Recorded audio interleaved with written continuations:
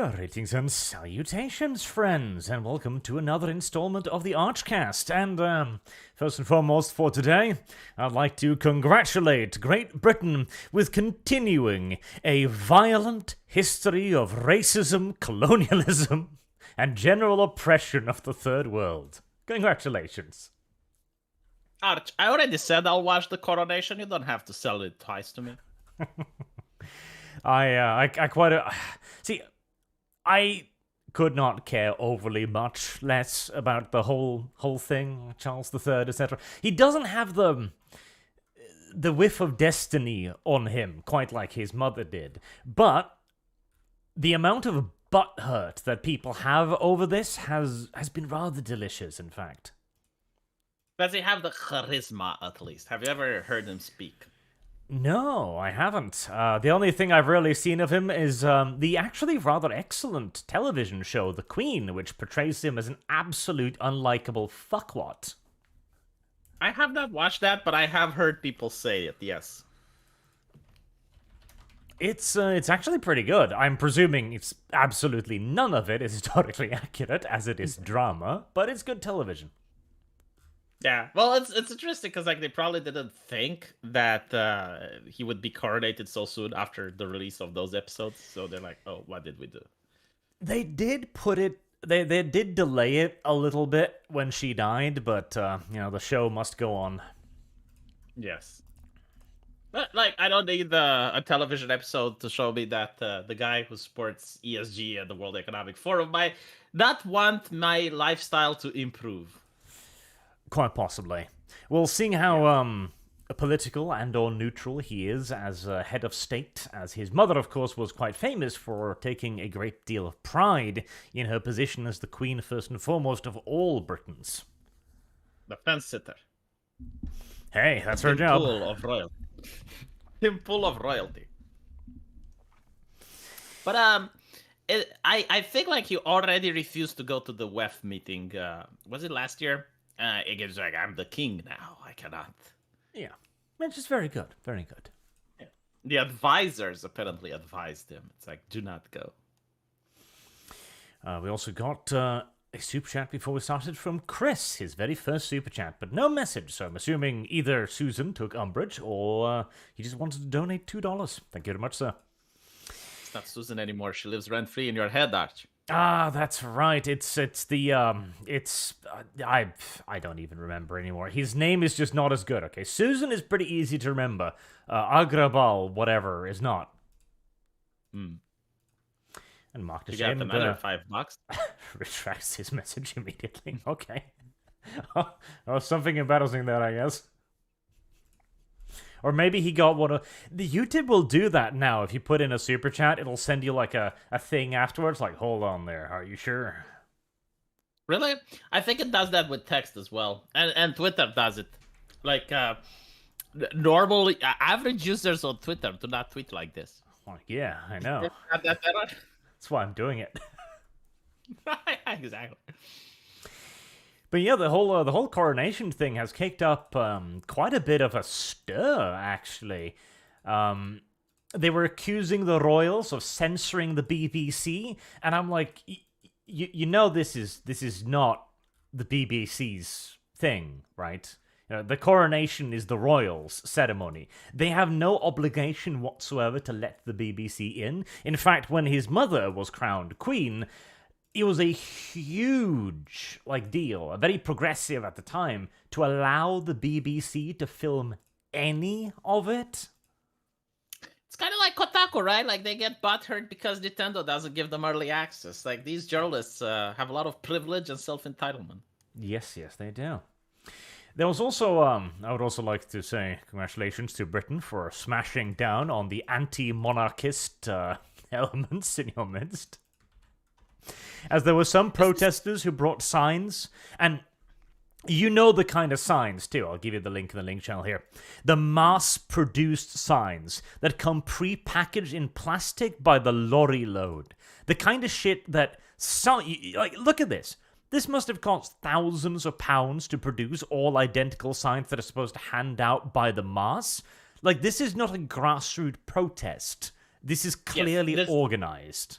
Yeah, this is how you can tell if a protest is grassroots or not, if people carry the same signs or if they have the same logo. And this is definitely organized, yeah. Yeah. Like literally, the signs are coming pre-packaged in plastic from some some factory in China, probably. Not very ESG friendly, no. Nope. Police have arrested anti-monarchy protesters and seized their placards reading "Not My King" this morning on their way to the coronation. Good. You know what's interesting though? Yeah, so they don't have free speech in Britain, obviously. Free speech, but like the second thing is like they get a king which is actually supporting the leftist agenda. And it's not my king. It's not his king. Well, it's not your king, then you're not a British citizen. Yeah, you have no right to protest in that case. Go away. Like it's kind of like what was it? The not my president thing. Like if Trump's not your president, you're an illegal resident. Yes.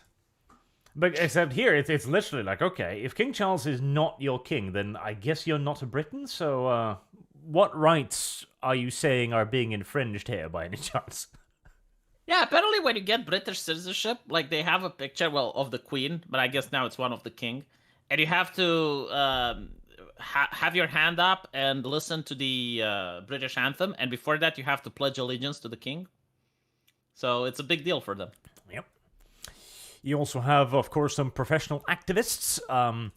Police broke their promise that our anti-monarchy protest could go ahead. They arrested Republic's key organizers, confiscated Republic's official placards, photographed us like we were criminals, and erected barriers in front of our protest so the king would not see us. What I find amusing about this is the profile. Human rights, LGBTI plus liberation, social global justice. This is not a free speech advocate. But it's interesting, right? Like when you had the protesters for the lockdowns of COVID and they were cracked down by the cops, I didn't see, like, if both sides would have been like, hey, you know, this is unacceptable, free speech, blah, blah, blah, you'd have had like a big number of people and they would be like, okay, well, if we crack down on people's speech, then there's pushback. But because they didn't, now, like, who should speak for them? No one cares. It's like, this is normal in Britain. Like, you've normalized it to speak the leftist language. Yep. You know, they consider, like, rape jokes to normalize rape culture. They consider racist jokes to normalize racism. But for some goddamn reason, they don't think that accepting censorship normalizes censorship.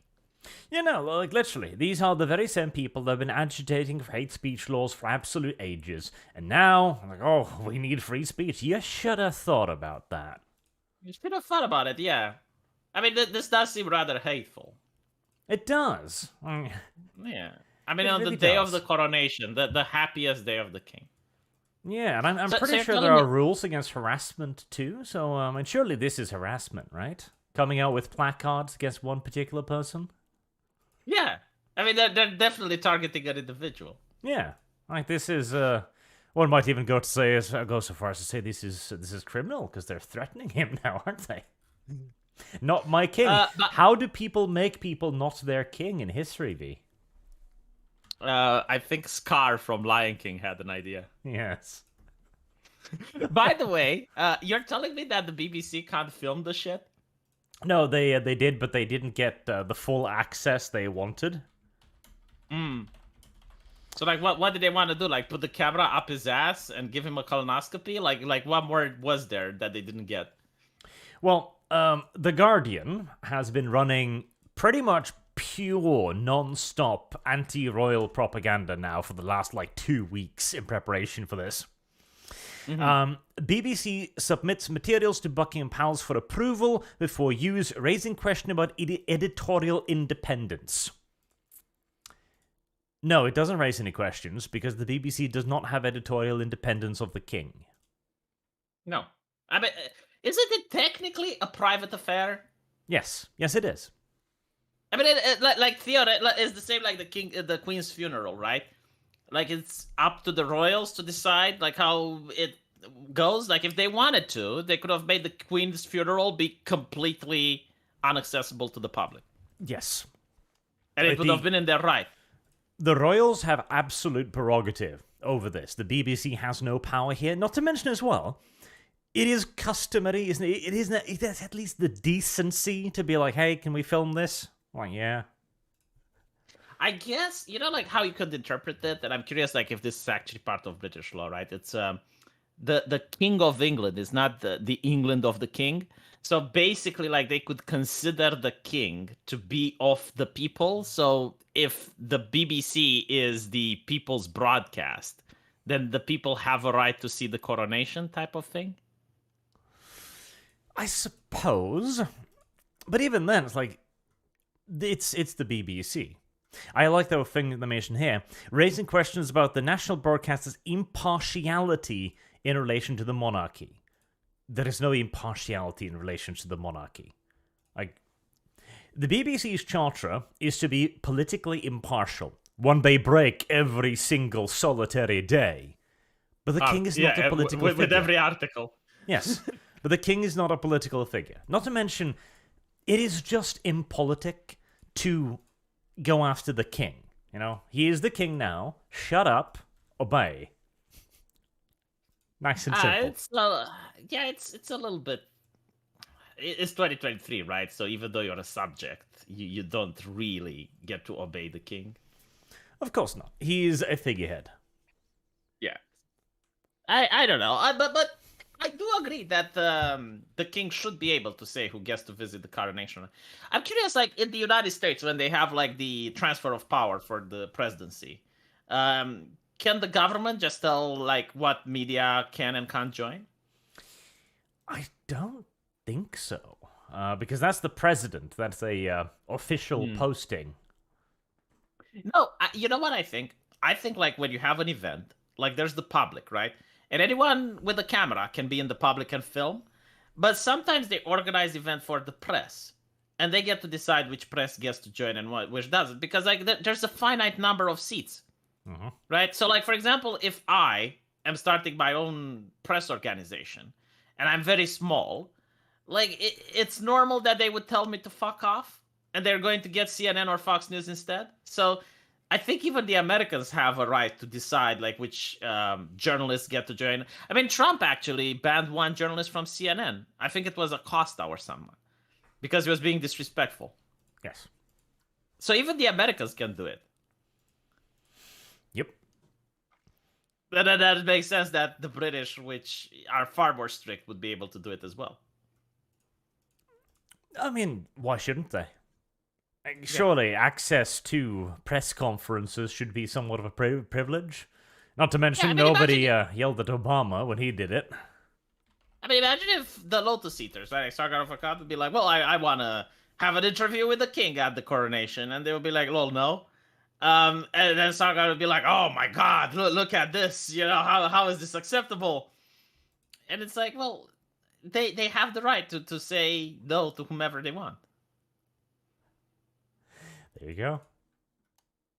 But it is interesting that the king and the BBC are not speaking to each other. Like, they're not eye to eye. Well, no, the BBC seems to...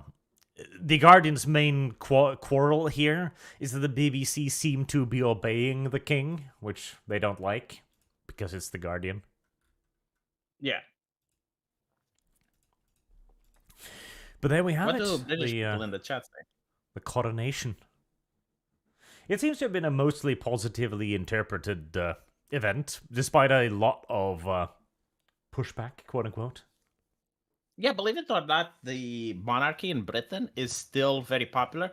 The reason the left wants to destroy it is that they do not like the past. They like the future. So they do not like the remnants of hierarchy, I suppose. And the fact that it's very... It's probably like one of the last blocks of British culture that unites people, because there's people on the left and the right. Like there's Labour and Conservatives that think the monarchy is a good thing. Yep. And they're proud of their tradition and their heritage. Yep. It is something that is slowly becoming resurgent in Britain, which I think is probably a good thing. Yeah. Mark James says, I've learned the hard way never to help complete strangers. They may try and stab you in the back. Apply to New Yorkers. See news. And I agree with the BBC. UK needs a new dynasty, one with colour. Is this okay, YouTube? I guess that was the one that was repeated. Well, that was another thing. the protester who was whining about being stopped by the police wrote an article saying that Britain will now have a white head of state for the next 100 years. There will not be any black people in charge of Britain, as if that was a bad thing in and of itself. Like, oh, we don't have a black king. Well, that's terrible. I love the ideology which says that if you have like 2 strains of DNA similar to another human being, that must mean something. Yes. Noah R asks, V, what happened to your royals? The communists took care of them. Well, there you go. Nicely, Actually got like sure. a German. So we took a German king, changed his name, to a Romanian one, started conquering shit all around Romania, unified Romania, was really good in warfare as well. Won us, his descendants won us World War I, and then the communists came in. Wasn't good. Wasn't good. But he did German stuff, which is nice. Always trust the Germans. All right. So, after having congratulated the British on their stuff and things, I guess we should go on to today's bit of primary lead topic, the sorta, pseudo, kinda bankruptcy of Vice News. Yeah, I looked into that, actually. So, a while ago, the news started spreading on social media that Vice News was going bankrupt. That appears to have been true, as Vice News did indeed run out of cash, as the company that was once valued at, what was it, something like, did they mention it here? $5.7 billion in 2017. So they flushed away like a small nation's GDP in 5 years. Well, so, okay, what actually happened? There's 2 things. Number one, they had a contract with Disney. And for some reason, and this is when Disney was actually popular and was buying everything. And Disney, for some reason or another, hand-waved them, and that demolished their stock. Like, it never recovered. Right now, as I look, they're serving around 60 million people. So this is why they're being bought by George Soros. But I think COVID really fucked them over because they have offices around the world. So all their money is invested, like some of their money is invested in buildings. And because now people could work from home, all the value of those buildings and offices plummeted. And that's how they lost a lot of money. And on top of that, I don't know what they're doing with the ads and stuff. But like the idea is that they have like 60 million people that are actively going on their website. And they employ around 3,000 to 4,000 people. Well, so I don't know where the loss is. Like this is the only explanation that I could come up with is the fact that most of their body were in real estate, and the real estate just went down the shitter with COVID. It's one of those things as well. They've got 60 million readers, quote unquote. This is like when BuzzFeed tells us that they have a loyal audience to BuzzFeed News, and then BuzzFeed News shuts down.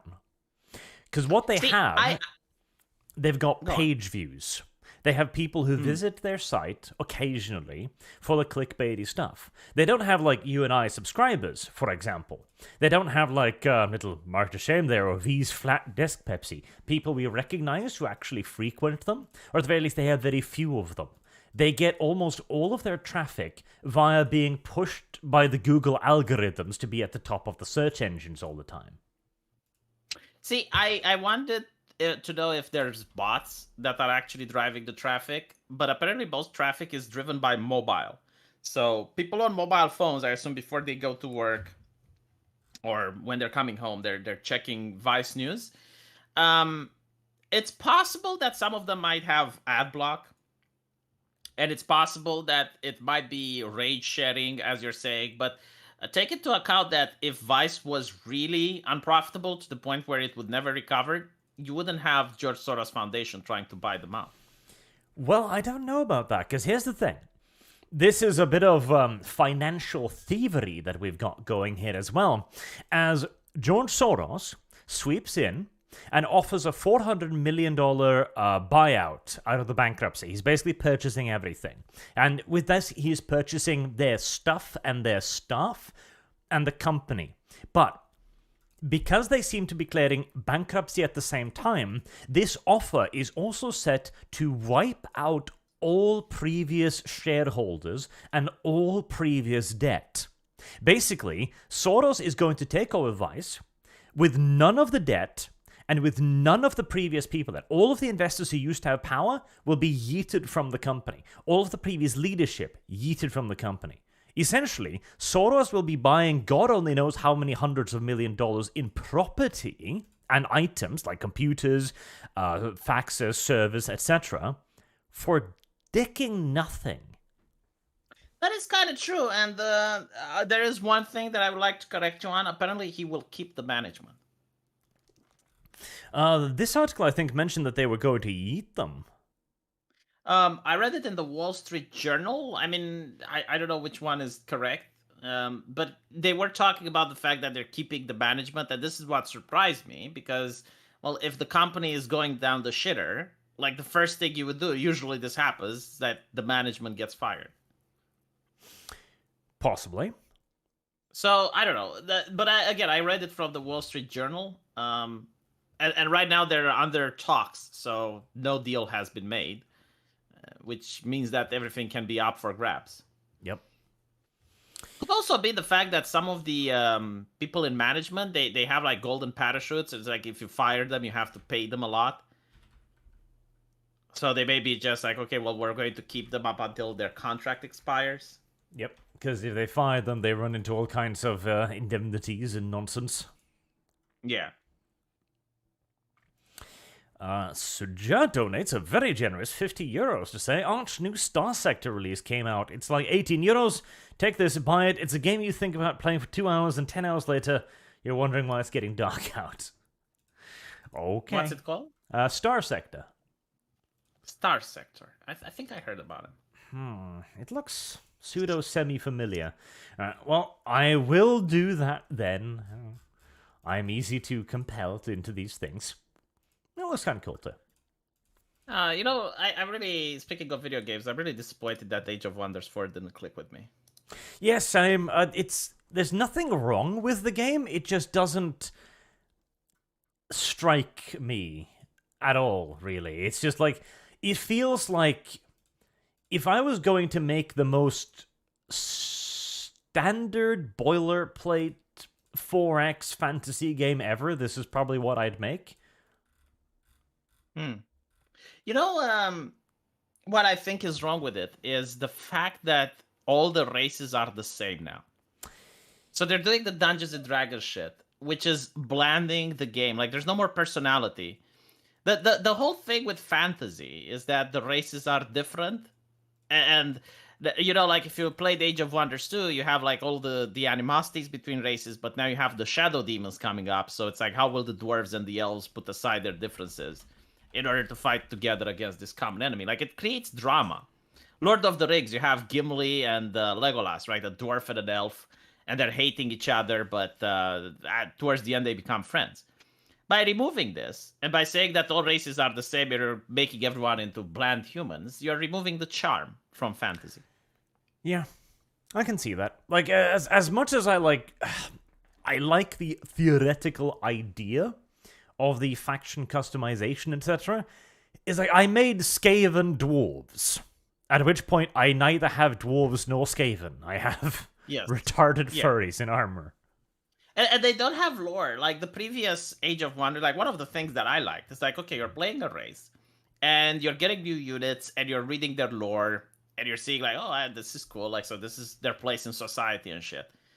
And you don't have that anymore.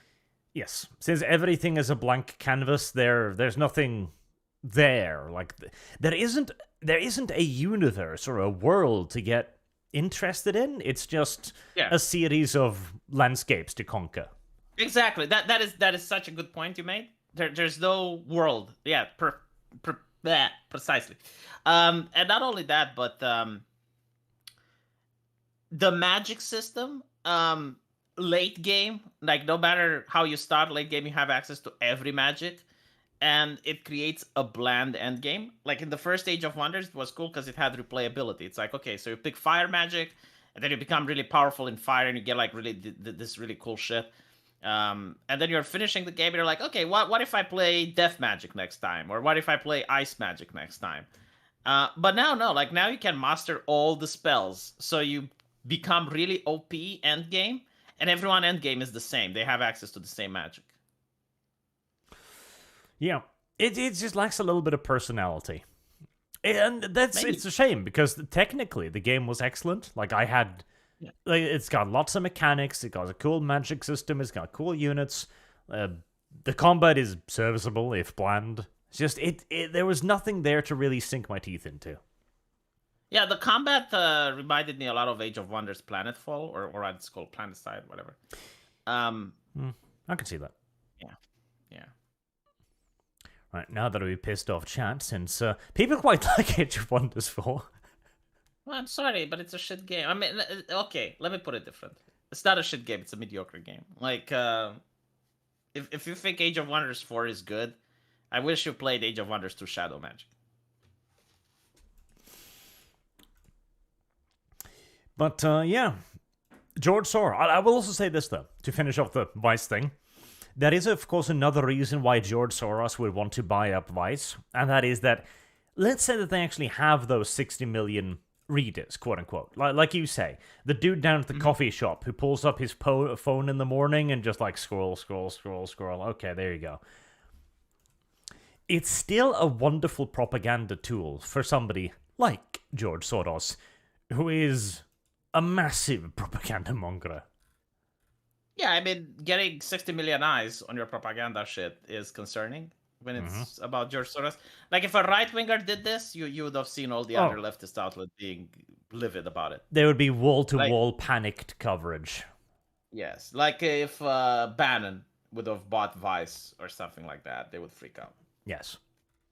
So I think this was primarily done, one, because it looks like George Soros is going to get the company for ridiculously cheap at like beyond a fire sale, whilst wiping out all of the other voices in the company.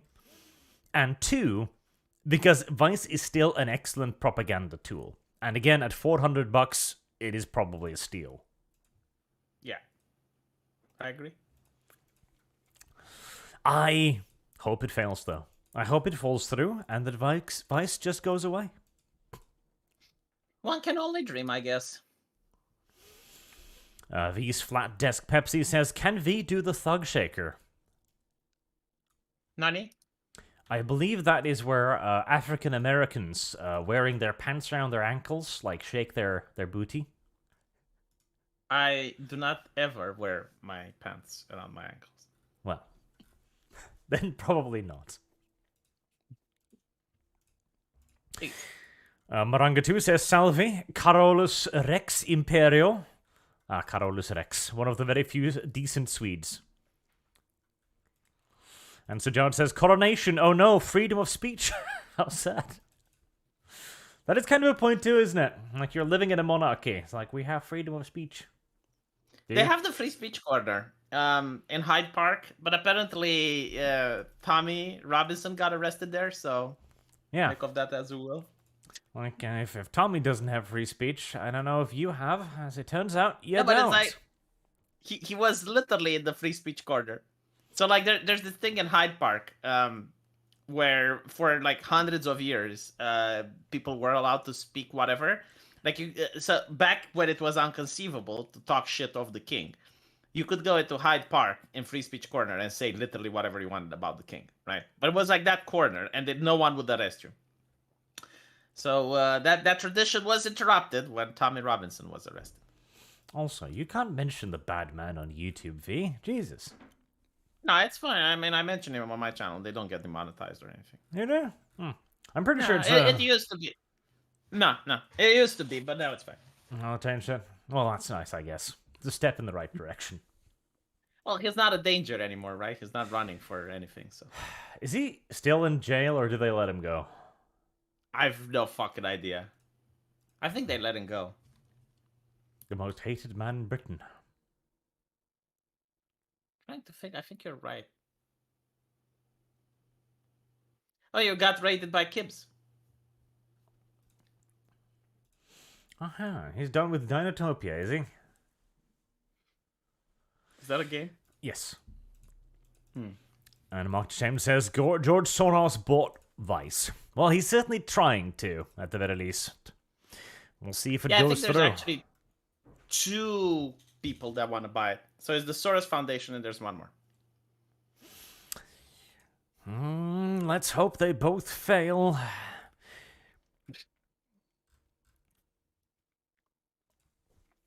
I do like the sheer ballsiness of it, though. Like, he's gonna sweep in there, we yeet all of the previous investors who will lose all of their money. Like, if anything, I think this might actually hasten the death of much of woke media.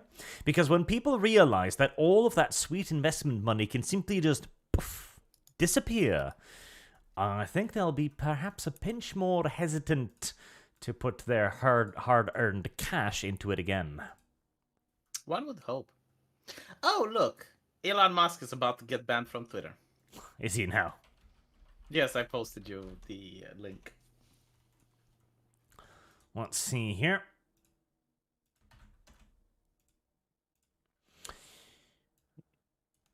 Odd. Why would the media misrepresent the real situation to such an extreme degree? White on black crime, everybody else's crime. Yes, I saw this. Elon Musk has been confirmed to be a white supremacist. A lot of journalists are accusing him of racism, but they can't articulate why. Like, it's so fucking hilarious. You have journalists like, oh, why is it posting racism on your main? And it's like, how is it racist? Like, literally black people are asking the journalists, like, how is that racist? Posting crime statistics. Yep, here we have a functional individual. He, him, in case we didn't know, or care for that matter. Saying it simply turns out Elon Musk is a straight-up white supremacist. Because he has responded to people posting crime statistics. Yes. And the people posting crime statistics have the account name Abolish Wokeness, or End Wokeness. This is very problematic. I can see how this makes him a white supremacist. Did you notice they don't use the word problematic anymore? Or offensive? It's probably because both of them have lost all of their power long ago. And they are eking the last few tiny drops of relevancy out of the terms racist and white supremacist as well, hoping that there are still a few boomers somewhere who doesn't understand what the words mean today. Do you know what they use instead of problematic and offensive? What? Dangerous. Ah, yes, dangerous. Dangerous. Or harmful. If you believe in multiracial democracy, you should be aiming to leave Twitter immediately and migrate to @BlueSky. I wonder if he's in any way affiliated. I wonder if @BlueSky is at all a little bit biased themselves. Is that the Gab of the far left? I would assume so. Who's that Andrew Torba? What religion are they preaching? Like, that would be also interesting. The definition of white supremacy has been greatly reduced. Yep. Well, I mean, that's good at least. I mean, I was afraid that Elon might be something bad, but now that I know that he's just a 2023 white supremacist, well, I mean, shit. There are worse things, I guess. Oh, speaking of white supremacy, Vee. That's a topic of discussion. I love how you start talking to me. It's like, speaking of white supremacy, Vee. Like, what the? Saints Row. Did you look into that? Did you play it? Jesus fucking Christ. Like, if I had the child, all right, like, spanking is illegal. The next best thing would be to get them to play Saints Row as punishment for doing something naughty. Yes. And he's like, Billy. Yeah, Billy, you broke the glass. Well, do you know what that means? 2 hours of playing Saints Row. No, Daddy, no, please, no, not anything but say no. You have to play it. You know the rules. It was a truly god-awful game, which turned Volition, the studio, on its head because their investors, well, they'd been told by Volition, like, no, dude, like, Saints Row is a safe bet. It's just a silly video game on action and shit. And their investors were like, okay, sure, make that. And then they made Saints Row the reboot. Everyone hated it. It played awful. The graphics were awful. The story was awful. And he was woke as shit. And he was censoring everything that made Saints Row funny? It's literally like it's not even political correctness or anything like that. I was like looking at the trailers and I was wondering, why do I want to play this? Like there's nothing that attracts me. I'm not even a Saints Row fan. Okay, like if you just made the game that has nothing to do with Saints Row, but it had like good gameplay or interesting characters, I'd have played it. But like, no, this wasn't it. And now they are asking fans for another chance. Well, I mean, if you make something good, I may buy it. But like, are you capable? I see. This is the problem. Like, I do not think they can. Like, even if they wanted to, they would not be able to. It's like the little agent that can't. Well, they're planning a series of changes and tweaks and updates. They're revamping. Well, they're trying to revamp, anyways. Pretty much everything. Which tells you everything you know about the game. Like, when there's a patch 6 months later, where the primary selling point is, we're gonna change everything. Are you going to change the ugly characters? Are you going to add some slurs into the game? Like at least one racist joke. Just one. See, I want one racist joke. Not two. That's too many. One. Can we have that? That is unironically the point, isn't it? Because I don't care if you make Saints Row fun to play now. One, I don't think you have the capability to do so, but yeah, exactly. Even if you did, that's not good enough, because the problem with Saints Row isn't merely that it was a god-awful video game, it was also that it wasn't Saints Row. Like, they censored freckle bitches, goddammit. Imagine if you have a South Park that's censored, right? And you're like, it's South Park. Can I have one anti-Semitic? Just one. Just one anti-Semitic joke, okay? Not two. That's too many. I understand. But just one. It's South Park. Come on. Get Danny Cartman to say some shit. Unless they're planning to patch in a whole lot of racism, homophobia, and everything else that's fun in this world. No, Saints Row will not be getting another... will not be getting another chance. I was drinking some juice and then Arch talks about the homophobia patch. Unironically, Volition, you want people to be interested in your shit again? Homophobia patch. Literally, a questline called Bash the Gay.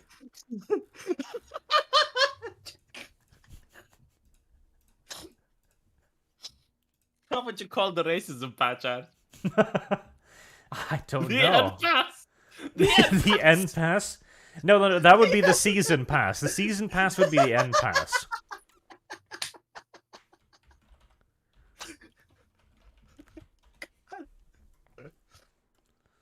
I hope we're not getting clipped out of context. Holy shit. See, I think the racism patch, specifically the DLC, should be, it's gotta be, it can't be too obvious, you know? Yeah. I know, and then maybe like, a patch that introduces a new pet to the game, the Coon Hound, also includes large-scale updates to the dialogue system. Let me fucking drink my juice, Jesus! Like, I'm thirsty because I talked a lot. Every single time I put that drink next to my mouth to say something crazy like that. They patched back in freckled bitches, rim jobs, etc., everything. They add in blackface makeup.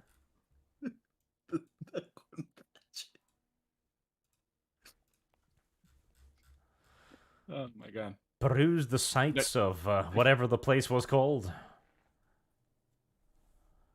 A new gang, the Ku Klux Klan. What about the cock simulator? You know, like they actually did the Jack Murphy DLC and stuff. Oh, maybe. But literally, unless there's no remastering, there is no reworking Saints Row the reboot. Like, it needs to be burnt to the ground and rebuilt from the ground up. But the reason why they're doing this is probably because Volition is trying to eke some more money out of this, hoping that they can recoup costs, because this probably put them pretty deep in the hole. And the thing is, Volition has not been doing well for a very long time. They used to create some absolutely amazing games, but they haven't been on the radar for decades. Well, the thing with most American studios, and this is the silent, unspoken secret, is that since they promoted diversity and inclusivity, a lot of the original people were fired in exchange for new, fresh faces, which do not seem to, which fundamentally change the companies, right? Yep. Like if you have a house, like your house, and your entire family moves out and other people moves in, is it still the same house? You know. Like, this is the company that made Free Space and Summoner and Red Faction, and now it's making shitty Saints Row. Oh shit! I got some interesting news. Oh, what is it? Do you remember Coach Red Pill Arch? Oh yes, he's familiarizing himself with the inside of a Ukrainian jail cell right about now. He apparently just pleaded guilty. Didn't know. Do you have a link? Yeah, he got trialed in Ukraine. I don't know like what exactly, but I think it's like spreading foreign agitation propaganda. Yes. And I think he's going to serve around 6 years or so.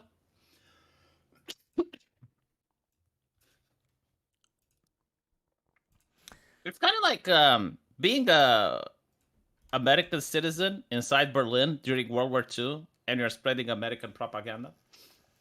I don't think like the Germans would appreciate that. So for those out of the loop on this one, Gonzalo Lira, Coach Red Pill, was what do we even describe him as? A fellow YouTuber. Good enough. Was a fellow YouTuber who tried to base his career primarily on being an antagonistic asswipe to people larger than him. And now he's arrested by the Ukrainian secret police, basically. I mean, it is a tactic on how to grow on YouTube, right? Like, you start shit with bigger content creators. You hope that they're going to make a video response, and once they do, you get their eyeballs, you get their subscribers. Which he did, for a long while. But then he reorganized himself into encouraging Americans to move to Ukraine because America is becoming woke. This was before the war. After the war started, I guess you could say charitably he did war correspondence. But it wasn't like actually going. Yes. Yes, it wasn't like him going into the danger zones or anything like that. No, he was reporting from his hotel. And some of his reports actually got on Russia Today because, hey, look, American in Ukraine is on our side. Yes, he how do we put this again? As you say it charitably. He viewed the war from a very Russian positive point of view. And he never really stopped. To the point where... see... Okay, since we talked about Vice Magazine, like, Vice Magazine went to North Korea and Russia and was like, these are the North Korean labor camps, right? But what Vice Magazine did is, like, they didn't release the information while they were in North Korea or Russia. Like, they waited until they got back into the United States to release that information. Gonzalo Lira was releasing that information while inside the territory of Ukraine. Yes, he was quite convinced of a quick Russian victory, and he was getting ready, preparing. He was getting down on his knees, laboring up that tongue to dick the next asshole in line. Yeah, basically it placed him at odds with the Ukrainian government because they thought he is lowering the morale of their soldiers. And now I think that's what he was longer be doing that. Yeah, I think that's what he was accused of. But it is what it is. Many people did try to warn him. I mean, he should at least have moved to Russia first if he wished to continue his pro-Russian point of view. Like, literally is what I said. Like, if you want to do this, like, why not move to Russia? Because, like, you theoretically can. Like, it's not... But no, he was doing it from within the borders of Ukraine. A bit silly, frankly. A bit silly. A bit, yeah. Well, as we mentioned, I think he's going to stay in prison for 8 years. I don't think, like, he gets... So he might get probation. I don't think that the U.S. president is going to extradite him for some prisoners like they did with Victor Bout and that That Brad basketball American, yes. the basketball American league. Yeah, I don't think it's going to be like that this time around. No, I don't think this guy will be quite as popular a political prisoner, shall we say. I highly doubt Biden will go out of his ways to rescue Coach Red Pill from a Ukrainian shower incident. Which would actually, like theoretically, he should be able to access the American embassy. Because Ukrainian is like if the Americans would be like, yeah, let him go, they would. Let's see. Maranga2 says, I'm talking about the new Carolus Rex. The new one? There's a new one. Hope you don't mean the current Swedish king, because he's a moron. Mark James says, New York City be like defund the Marine Corps? Why not? JD, the Community Notes feature is the best new tool. Community Notes features, is that a thing? I heard about the fact that you can put a trailer up before a live stream, but I don't know what Community Notes is. I'm sure it is yet another thing that YouTube has elected to introduce. Primark Mustard says, Hey Arch, a bit of a joke question. Do you think that the ginger Prince Harry would have led a rebellion to claim the throne if he lived 400 years ago before Meghan? He kind of struck me as a Black Prince type. Figure, pun intended, now he's a King John. Maybe in the past, because the thing is, these days, them gingers, they're just not allowed to exist. You know, they're swept under the rug all the time.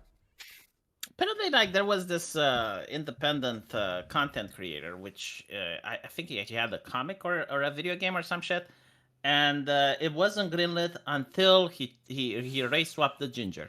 Yes, that is actually exactly the point I was going to bring up. So there was a guy about these things. Yeah. There was a guy who had some sort of project. He's been working on this for 20 years, this real, like, passion project of his.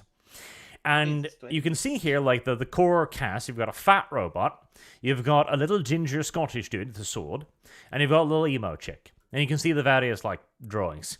And the only way it got greenlit was by race-swapping the ginger into a black Scottish dude, and taking away his weaponry, of course.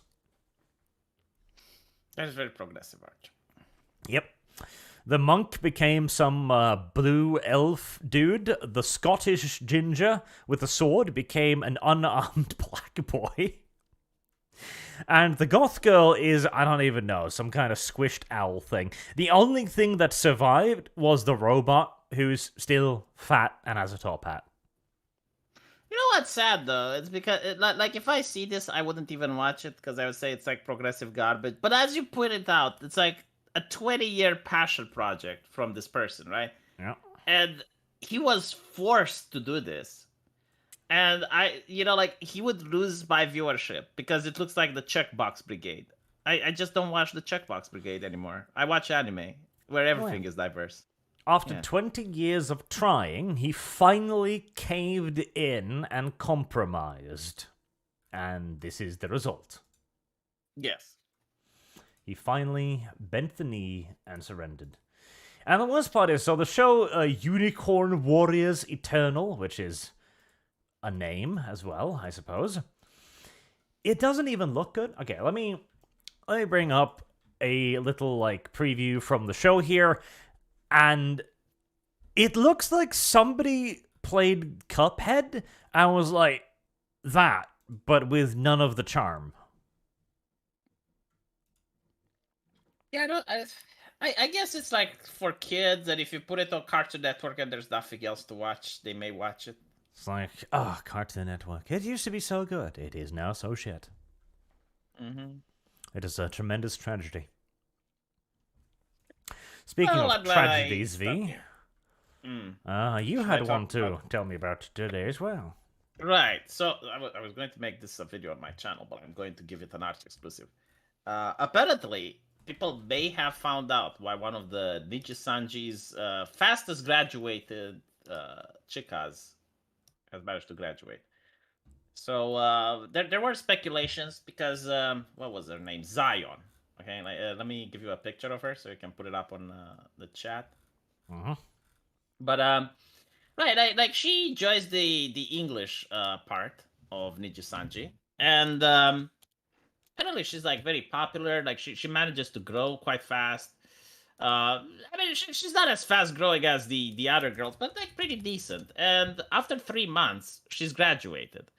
And they released like this really big corpus speak saying that, well, like we tried working with her, but she was told by the management several times that she should control herself, and she didn't. And here's a list of grievances. Now, usually when that happens, you don't really get to hear the part of the talent that got graduated because they're under NDA.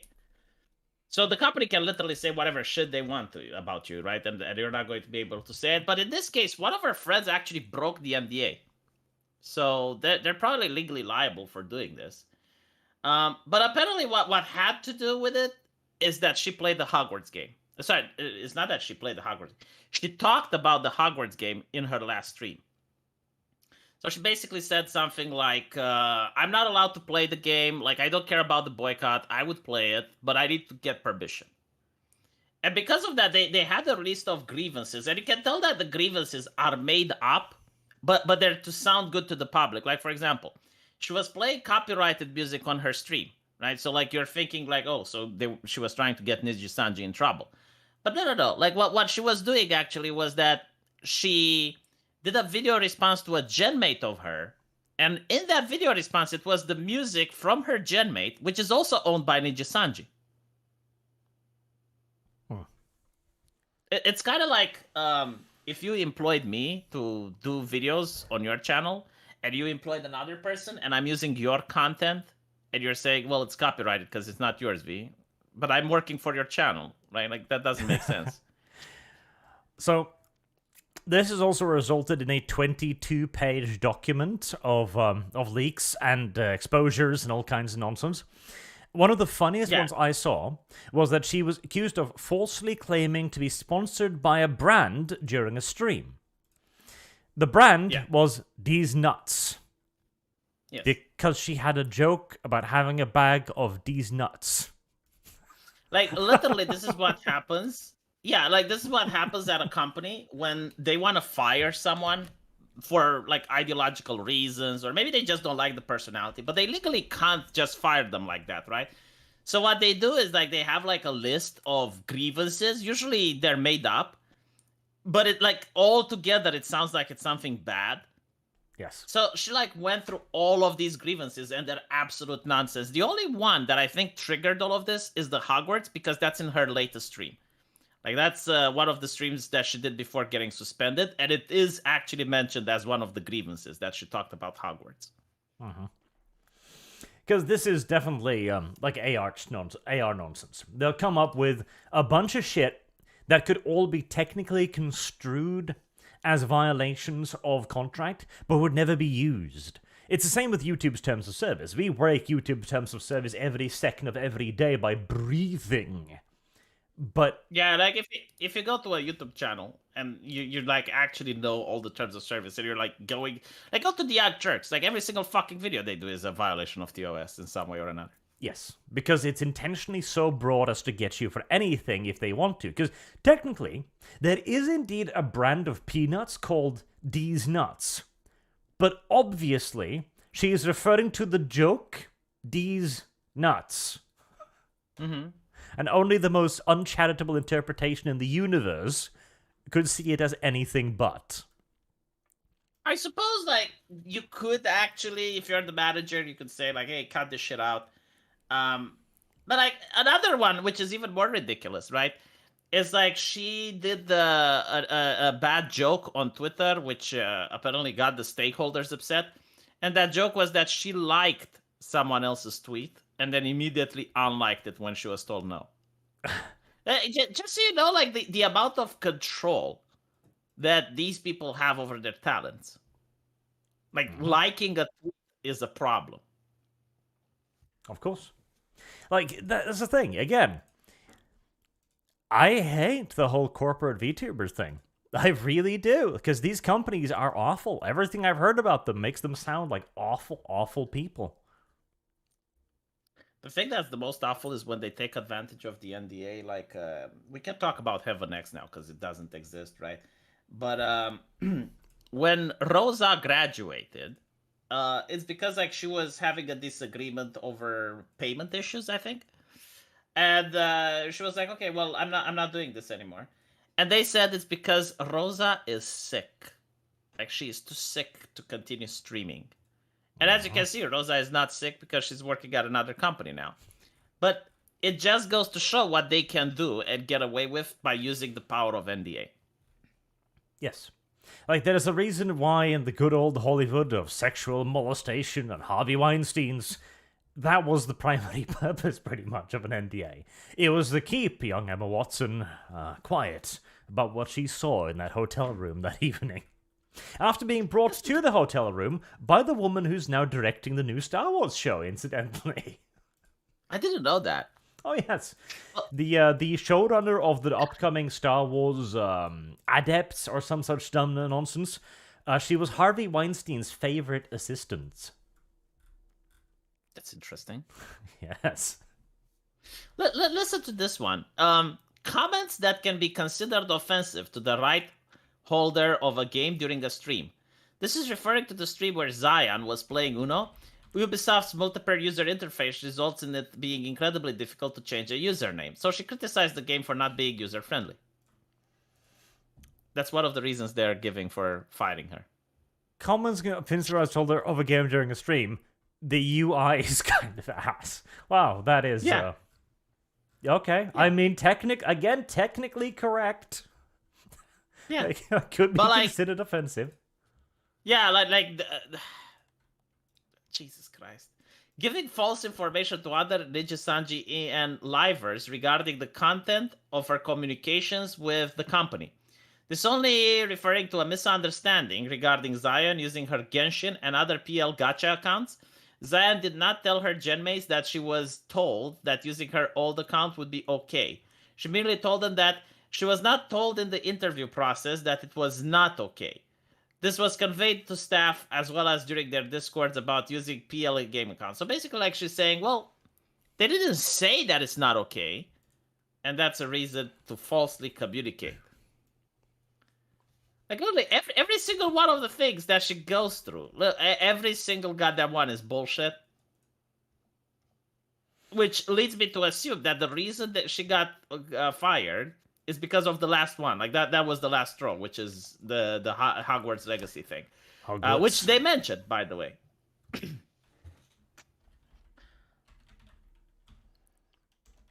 There is another thing which some subscribers of mine told me. I'm not aware of how true or not this is, but they said that Ninjasanji is incredibly far left.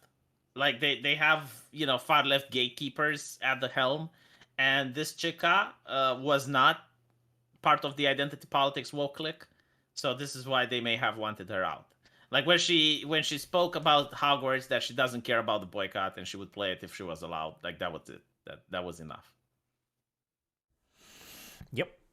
These companies just sound awful. Genuinely awful. Zion recognizes the controversy around their game is a difficult topic. No, it ain't. It's real goddamn simple. Crazy people. Crazy fucking people, yo. So she's like the fastest graduator. I think it's a meme now, graduating from Ninjasanji, but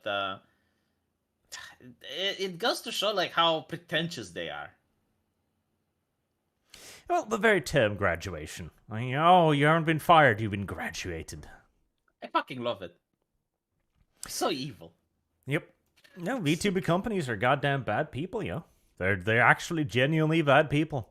And again, like, I've been given the argument that I understand as well. It's like, listen, women, they must be kept on a short leash to avoid women moments. And yeah, I get it. But it's just how difficult. genuinely mean. Do you know how difficult Like okay, so part of growing as a YouTuber, the easiest way to do it is through networking, right? Mhm. Like you go on a bigger YouTuber's platform, you do a stream with them, and that's how you get views. You know how fucking difficult it is to convince women to collab with each other? Like I'm not even joking. Like I have tried to help VTubers grow, and it's not like they don't wanna, but it's like, oh, but what if she says no?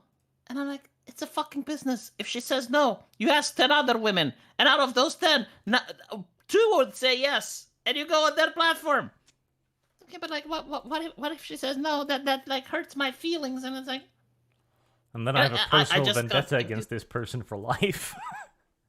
oh, it's like usually like that's interesting, right? Because you have VTubers that hate each other, but like management forces to collab, and like it's fine at least on camera. Behind the camera, they hate their guts, but like in front, they're really nice. I did notice something though, like when a VTuber grows, they can collab all of a sudden. I can't explain it. I don't fucking know why. But like when they're small, they're afraid to collab. Like they're afraid to ask. It's not that they're afraid to collab. They're afraid to ask someone for the privilege of collabing, right? But once they're big, it's fine. Because that makes them the pretty girl in the room, V. Is it though? Yes, it is. Like I remember Pipkin Pippa, like she was traumatized. Like anyone that saw her streams in the beginning when she was collabing, like she barely managed to utter a word. Like she was traumatized by other people. Like I bet she can collab with 6 or 7 other people with no problem. Is the subscriber number? I don't know what the fuck that does. Like, do you think that prettifies the VTuber Arch? Yes, it makes them the pretty girl in the friend group. Because it is the classic stereotype where there's a friend group and girls and one of them is blatantly prettier than the others. It's because that's the queen. I see. Yep. But to go back, like what these companies do for these women, they set up collabs. Like the VTube, do you know how difficult it is? It's like you're the VTube manager and you have to talk with the other VTube manager, and you're like, okay, so I want my girl to play with your girl. It's like, all right, what do you want it to do? Well, they can play this game. All right, well, I'll ask my girl and then I'll get back to you so you can get back to your girl and we can set up a time. They just do not talk to each other. They do not communicate. Well, somebody's got to be the adult in the room, I guess. There are female managers as well, so like it's not just a women thing. I think it's I don't know. They're afraid of rejection. That's what it is. Like they're afraid of the other person saying no, and they take it very personally. Femoid power politics is very complicated, V. Literally, unironically, that is the answer. Yeah, like the manager is like the pimp. Like he's gotta sell the merchandise to other VTube companies. Yeah, like why do you think pimps are so universally violent? Like it requires quite a bit of work to keep that many girls in line. Oh god, did you know like Sakura, the CEO of Face Connect, he calls it the sad girl company because he doesn't know how to deal with this shit. He was in an interview where he said that all his female talent are usually sad and depressed, and he doesn't know how to deal with that. Well, you could see that as success in and of itself. I guess he did manage. I would say that Face Connect is the base company, but they kicked the fucking cat, and because of that, I can't say they're based anymore because I don't know why they kicked the fucking cat. So I'll assume the worst. Yeah, Maybe she talked about socialism on stream, Arch. I was expecting V Shoujo to be the base company because half of their talents are enormous edgelords that would be cancelled in a quarter millisecond. But no, they turn out to be perhaps one of the most left-wing of them all, and also be one of the most drama-laden of them all, so... Do they even have talent left? Because like every day, I look on the internet and someone else graduated from Shoujo. That's probably a good idea, frankly. I would run if I was anyone near them. I think like Hololive is the only based one. Hololive only because they keep their talents by such a tight fucking leash. There's no room for dissent. Hololive is the most fascist one of them all, and thus the most successful of all the socialist companies. Yeah, they're basically like, just shut the fuck up about politics. Just do the karaoke. Just Yeah. play the video game. Just shut the fuck up. The only way you make a VTuber commune work is to make it a fascist one. Fascism, socialism in functional action. Do you think like Gargura will come one day and talk about how taxation is theft? Oh, I think it's going to be the opposite way. No, like I'm telling you, behind the scenes, because I speak with VTubers, almost universally they're right wing because they don't like getting taxed. But they pretend to be like part of the, whatever politics requires to be spoken that particular time of the month. But I'm telling you, like, they hate getting taxed because they're making a lot of money, and they're right. Like, you have the company taking its cut, you got YouTube taking its cut, and then the government comes and covets, and they just hate that. So they're unironically right wing, not for social issues, but for economic ones. Well, see, V. This is the reason why so many women are left wing, because almost none of them earn any money. These are the exception. Yeah, I don't know if it's just like part of the VTubers that I talk to, or is it like maybe other women on Twitch. But behind the scenes, universally they're right wing. Like, I wouldn't be surprised if Abraham votes for Donald Trump. I know she's not a VTuber, but she's making money, so. From the sad news of corporate abuse, though, over to something more positive, as V goes on about his fantasy women. Bad V. The Bud Light continues to implode. Did you see this clip? I'll put it in the link channel. Just make sure it's muted, just in case. So this is showing a baseball game, and this is showing the place where they sell Bud Light, and it is empty. Like, people are standing and waiting for snacks and food and shit by all the other venues, except for this one, who is just completely empty. Yeah, I never seen anything like this, and I didn't think that I would ever see something like it, but they've become a meme at this point. Yes, they're the cultural punching bag. I don't think they can recover from this, honest. Like, there's no fucking way.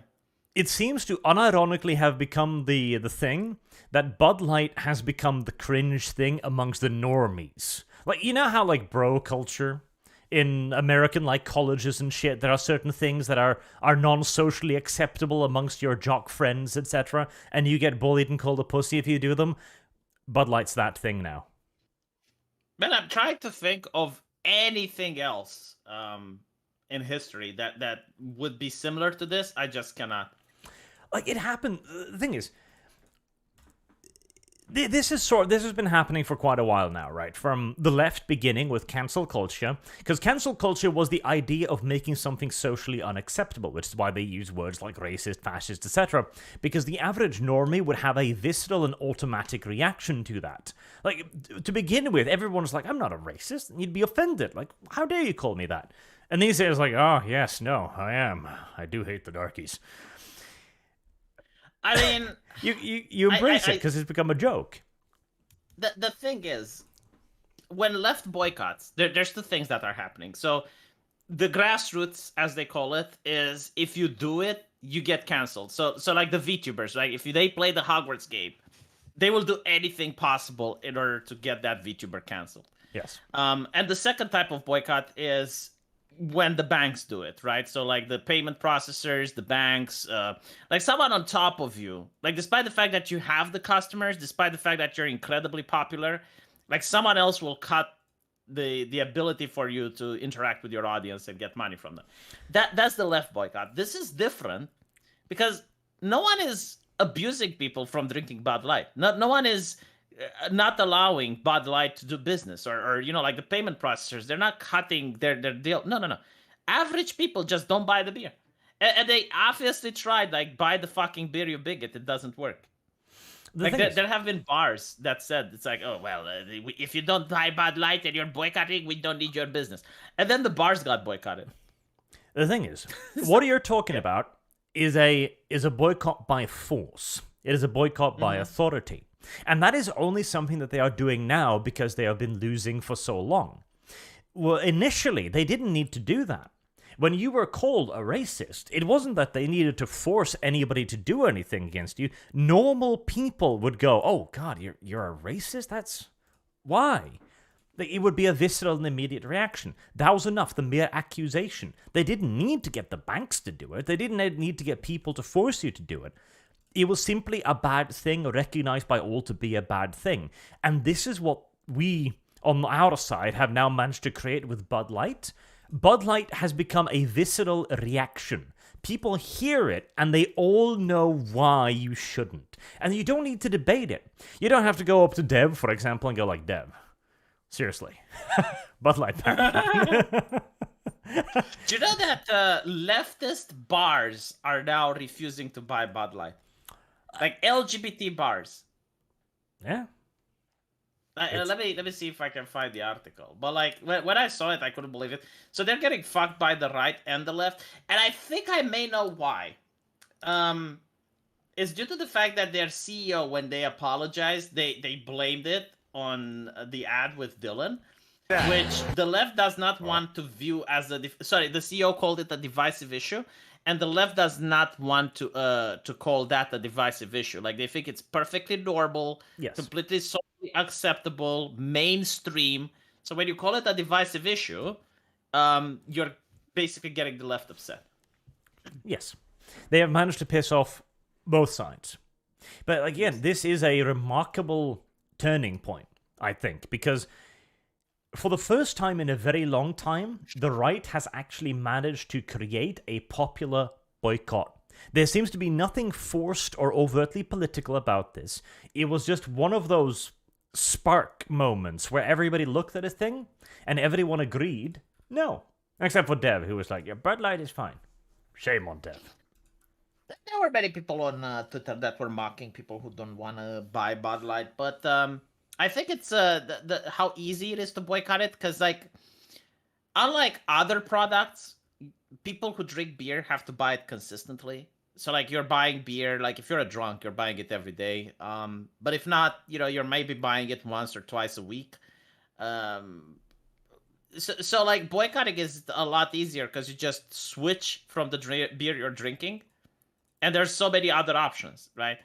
Now, a lot of people say, well, yeah, but the other options are woke as well. Yeah, but they didn't insult their customers. Because the thing with Bud Light is not just the Dylan. Is that the vice president of sales goes on and says like, "Oh, their customers were fratty, out of touch." And she has like this big smile, this big AOC visage as she's looking at the camera. And I think like that's what literally pissed people off.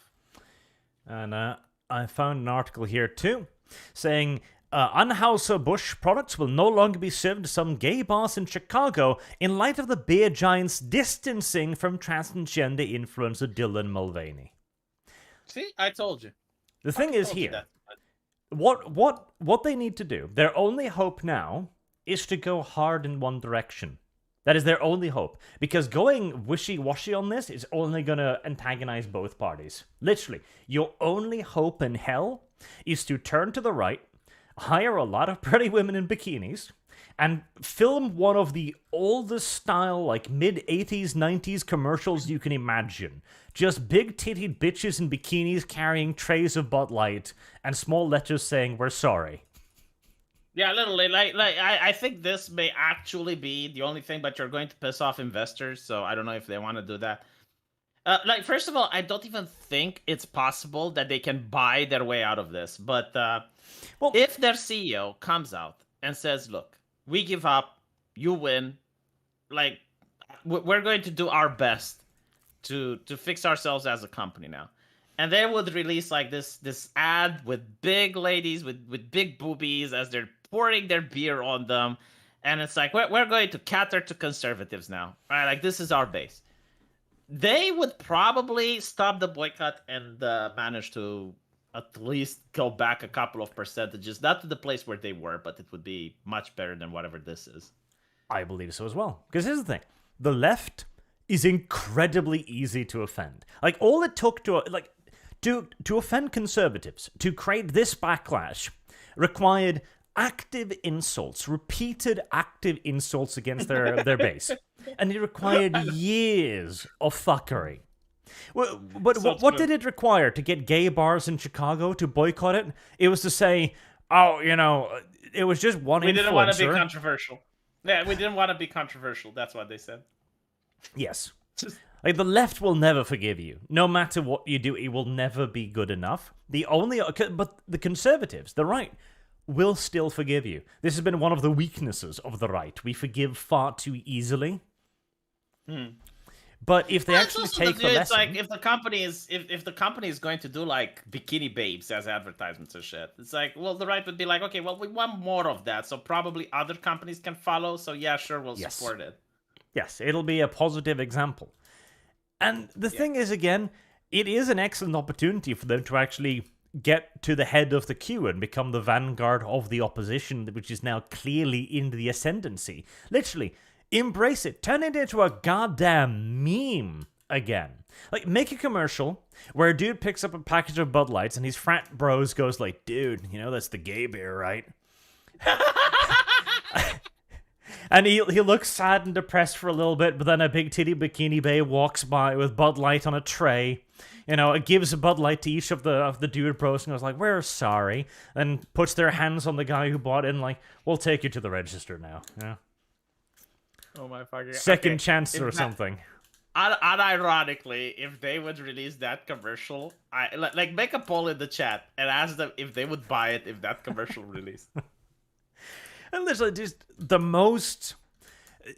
Okay, hire a feminist. Hire Anita Sarkeesian, okay? And go like, okay, so what's sexist about this? And when you get the list, just double everything on the list. It's like the bikini is too small, smaller. Her tits are too large, bigger. Everything. Just ask the chat out. Just start the poll and ask, would you buy it if this happened? Just like that, frame it, and let's see what the chat would say.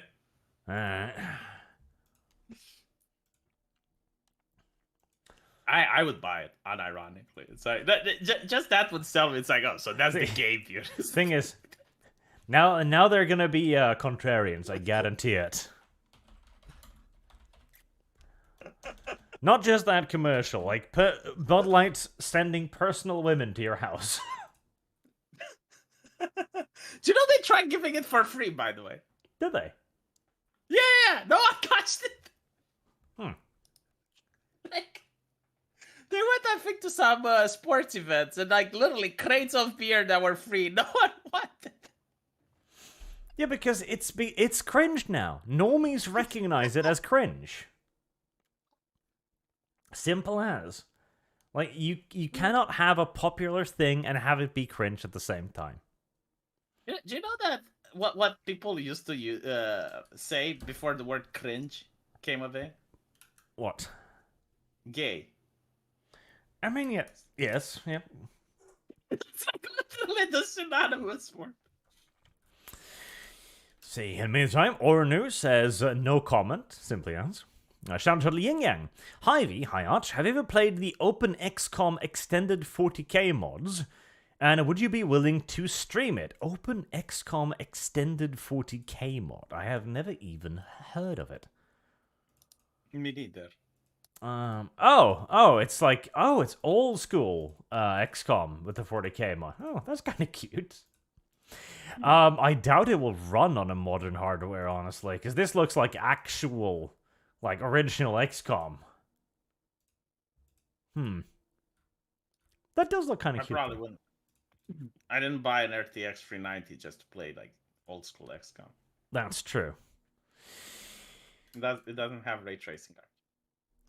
Sharon 5582 says Carolus Rex, current king of Britain. No, Carolus Rex refers specifically to the Swede. Because he was named, Carl or something. Not Charles, screw Charles.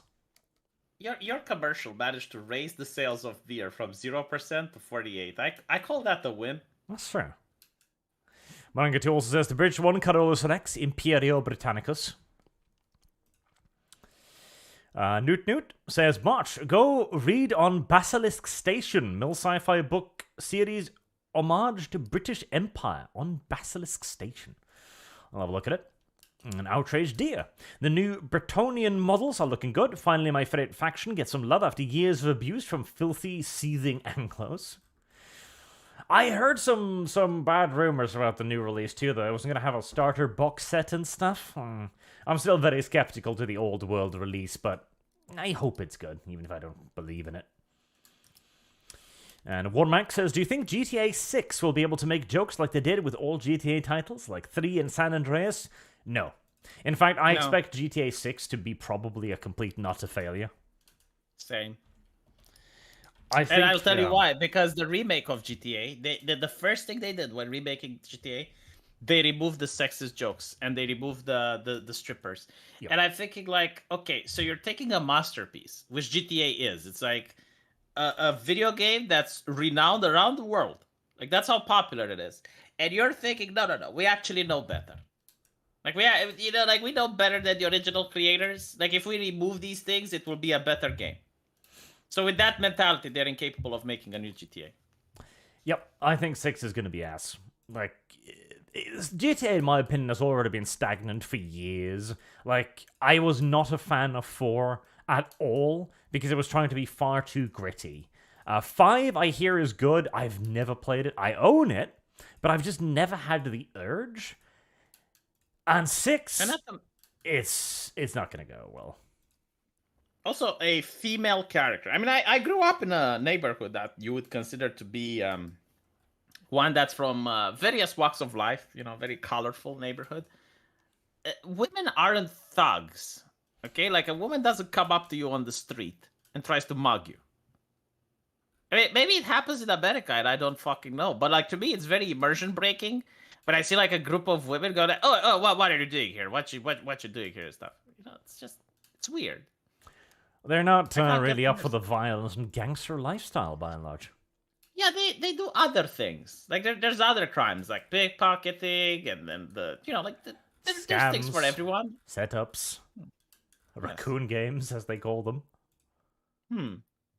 But that's my lived experiences, And if I don't see a game that reflects and mirrors my lived experiences, then I don't want to buy it. Then you must reject. Oh, speaking of lived experiences, did you know that the Teenage Mutant Ninja Turtles are black? Nani? I thought they're green. Nope, they're black. Are they? Like African American black or African American black? Do they have guns? I don't know if they went quite that stereotypical. But they did give them do-rags in the whole fucking getup. Can I see? Let's see. I'll give you a link to the image here. So here we have the Teenage Mutant Ninja Turtles. They're black now. They are different sizes. I don't know why. But this was in a collaboration with the Power Rangers for some reason. Where they decided they're going to be humans now. And so obviously they're going to be black humans. Because they live in the sewer? They're not mutants, and they're not turtles. So they're like the black ninjas. I guess, yes. Okay. They're the black teenage ninjas. Black teenage ninjas. That's more accurate. You know what? This actually doesn't trigger me, and I'll tell you why. Because it can't be worse than the last shit they did. Well, I suppose that's true.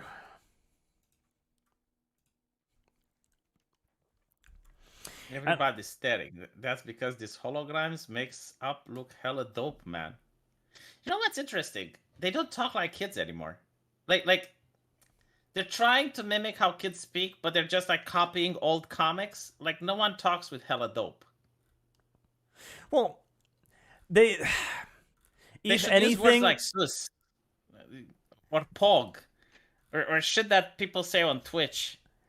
They should have kept him like the 60s, like where they say radical or something stupid, because that was supposed to be cringe. Because they live in the sewers. They don't really have that much of, close contact with modern society. The reason that you can't make the same comics is that you had the crime wave of, I believe it was the 60s, right?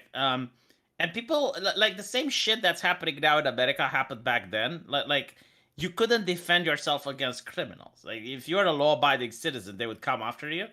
So people really enjoyed reading media where criminals get blasted, like RoboCop, Dirty Harry, Teenage Mutant Ninja Turtles. That didn't fucking matter. As long as you have like someone beating the shit out of criminals, that would sell. But you can't do that now because political correctness. You can't. There was a comics gator. I forgot his name. He got his comic canceled because racism. And the reason for racism is that the gang that was trying to molest a woman in the first comic, right? Like there was a woman being molested and the superhero saves her. But the gang was made with Mexicans. And that was enough reason to get his comic book pulled off Indiegogo.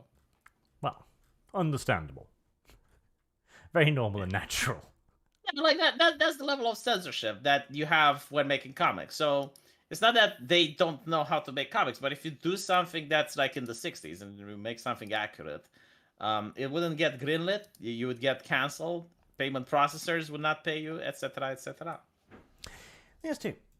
I love this. This is like peak current year race changing right here, right? Because here we have 4 enormous green turtles created by magic goop, trained by a rat in the sewer, who are named Leonardo, Raphael, Michelangelo, and Leonardo, and now they're black. Donatello.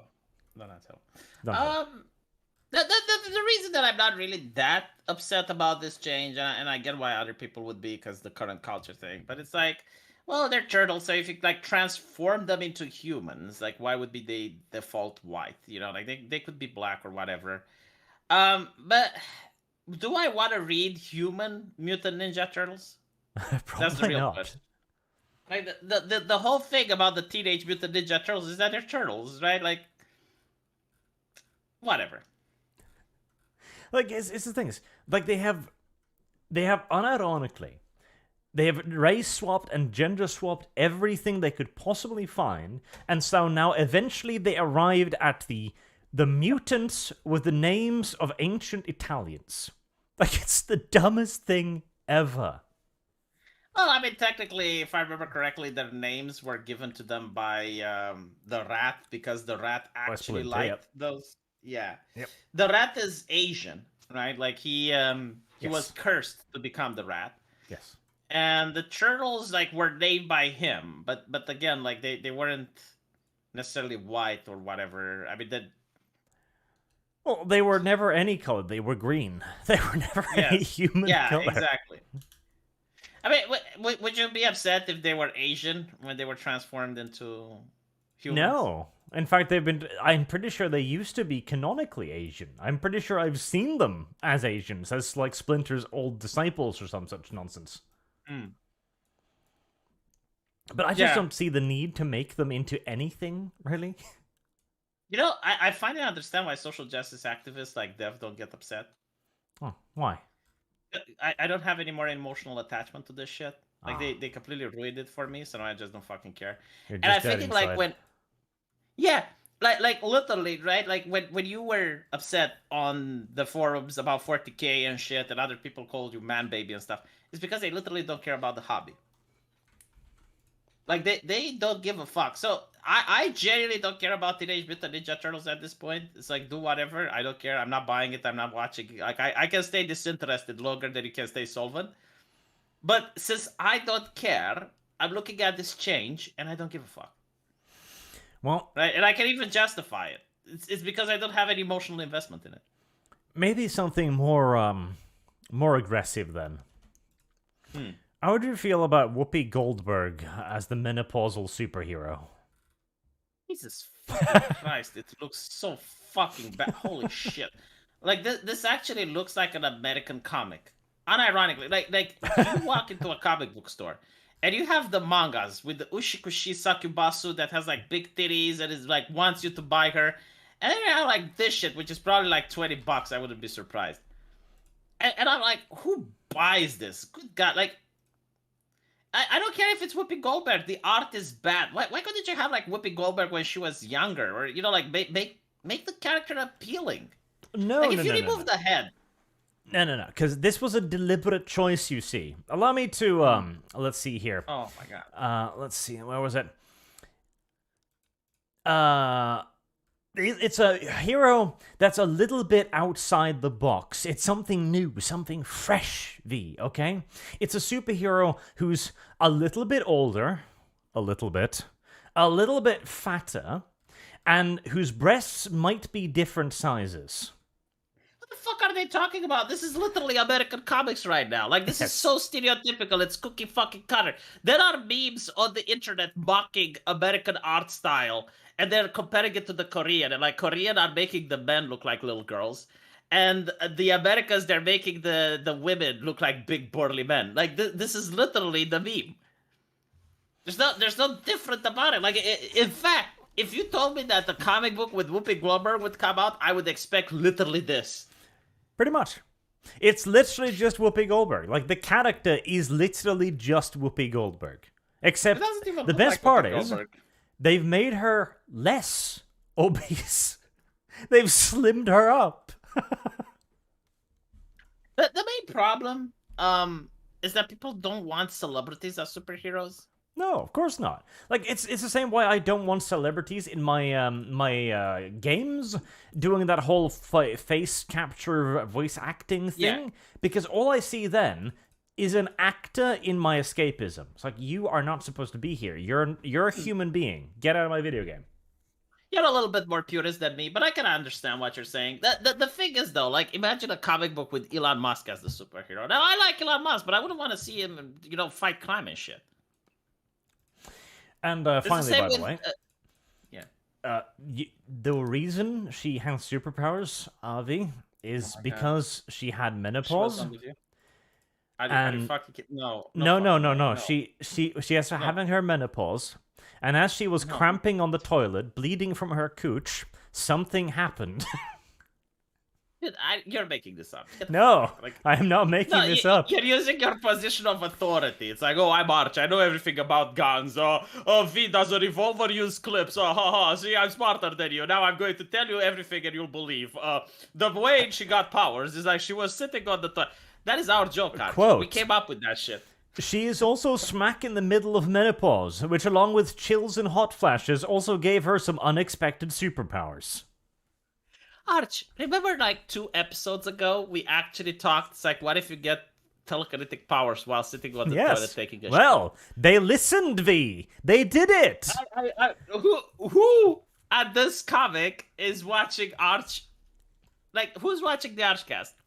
But instead of, like, having superpowers when, like, taking a shit, she gained superpowers while bleeding a little bit from her cooch, and her superpowers are just fire.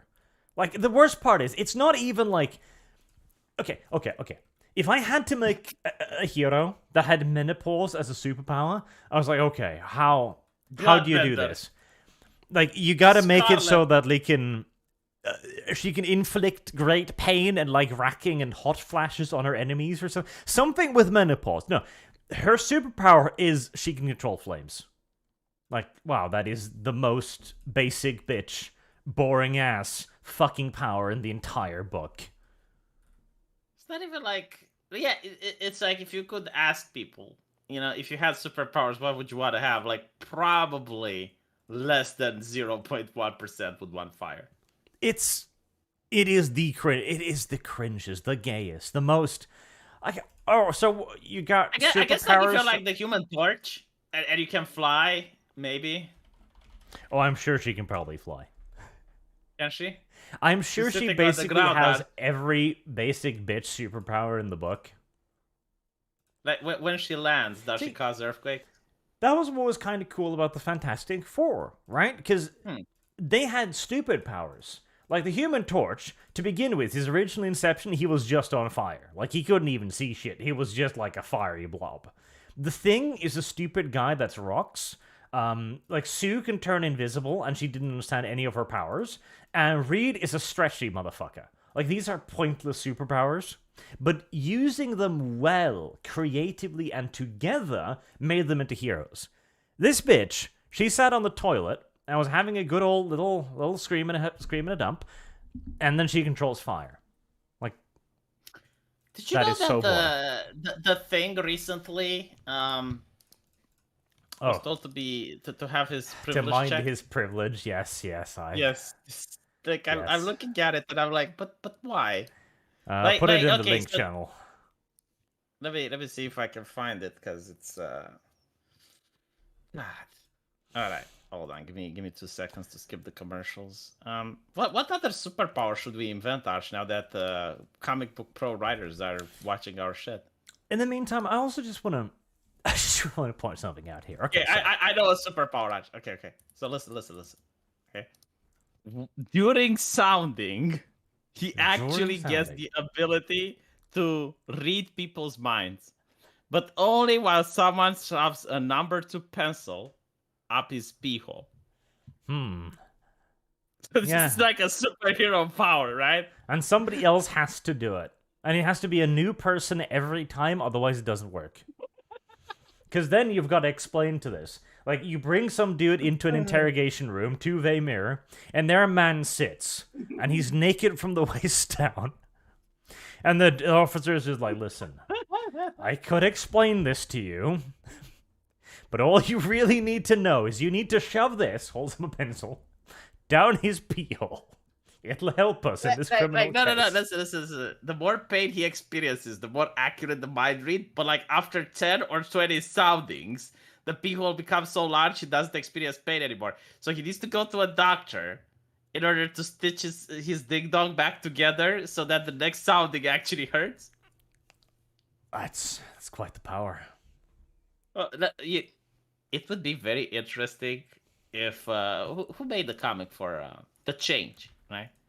If they're going to make the one with Buttigieg or someone as having this superpower, because like they're watching our show and they're copying our shit, they're going to do this. So, before we have a look at the thing one, because that one is hilarious as well, I just want to pose a simple question here to chat, okay? Because as V brought up, on the one hand of the aisle, you have 02. Right, looking hot as fuck, licking her tongue, like being seductive as hell. Or you've got like what was the name of the gambling manga? I forgot the name. I don't know. I don't watch LGBT stuff. Like hot blonde girl looking at you, slightly crazily, seductively. Like these are on either side, and in the middle is fat Whoopi Goldberg. With it's not even fat. Like, look.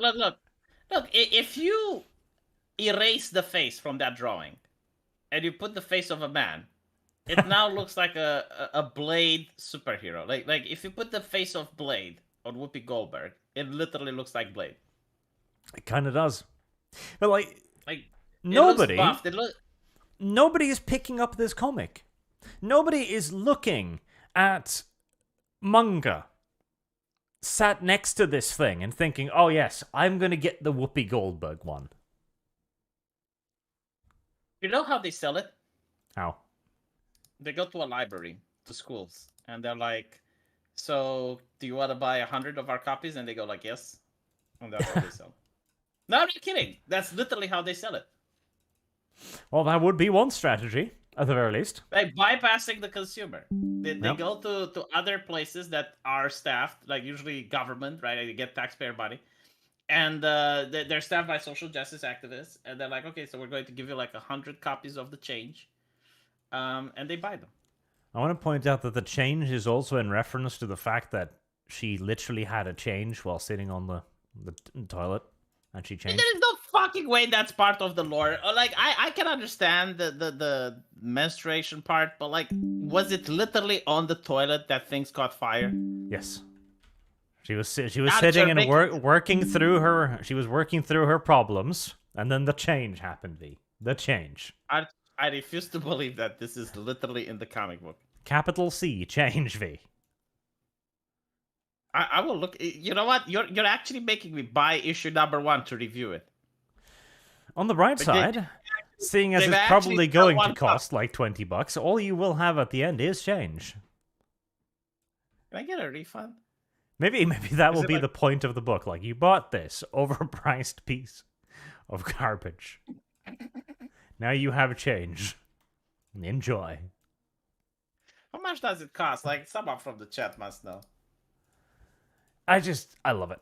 I genuinely do love it. Because clearly somebody somewhere believes in their tiny little hearts of hearts that they're supposedly going to be able to sell this. And maybe it's because they're like, it's Whoopi Goldberg.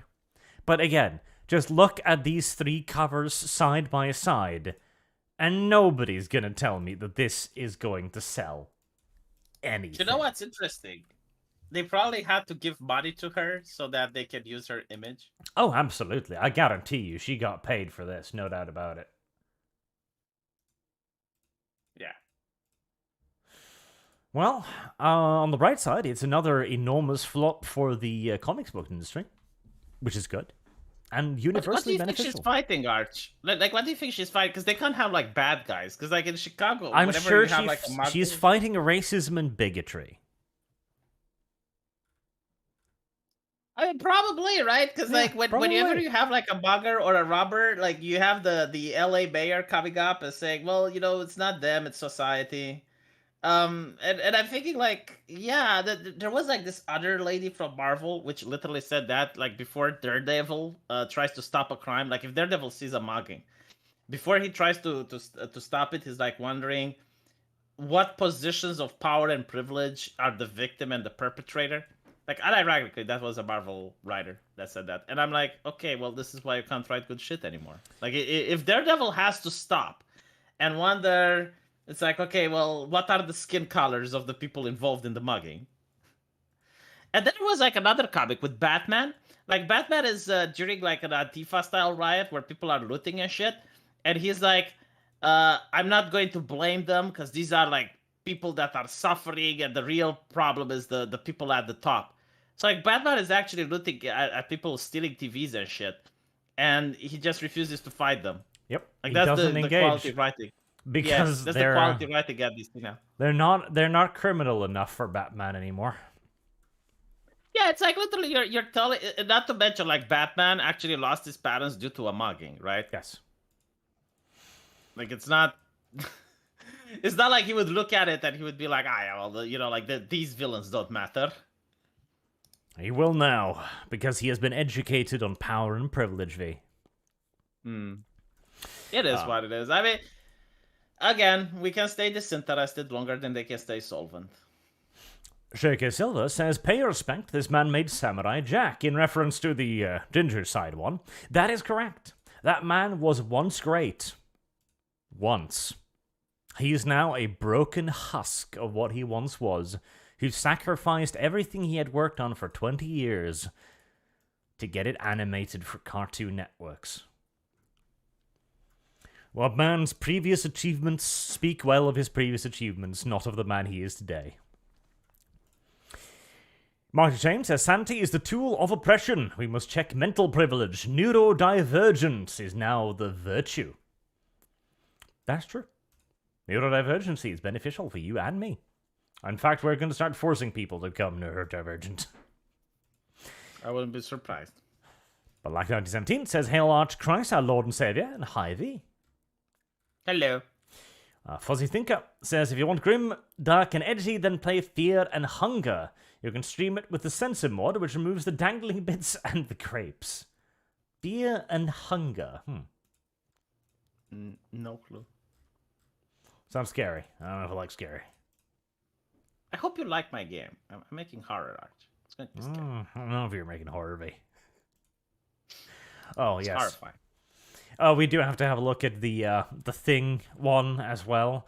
So this one popped up from a recent comic where there's another stone rock thing berating the Thing, saying respectively, not with respect, respectively. That's a word, by the way. Sir. You were a cis white male until the cosmic rays turned you into the thing. Your societal estrangement, whilst distressing, I'm sure, was relatively short-lived. What the fuck? Okay. What concept of cis white male does this alien rock creature even have?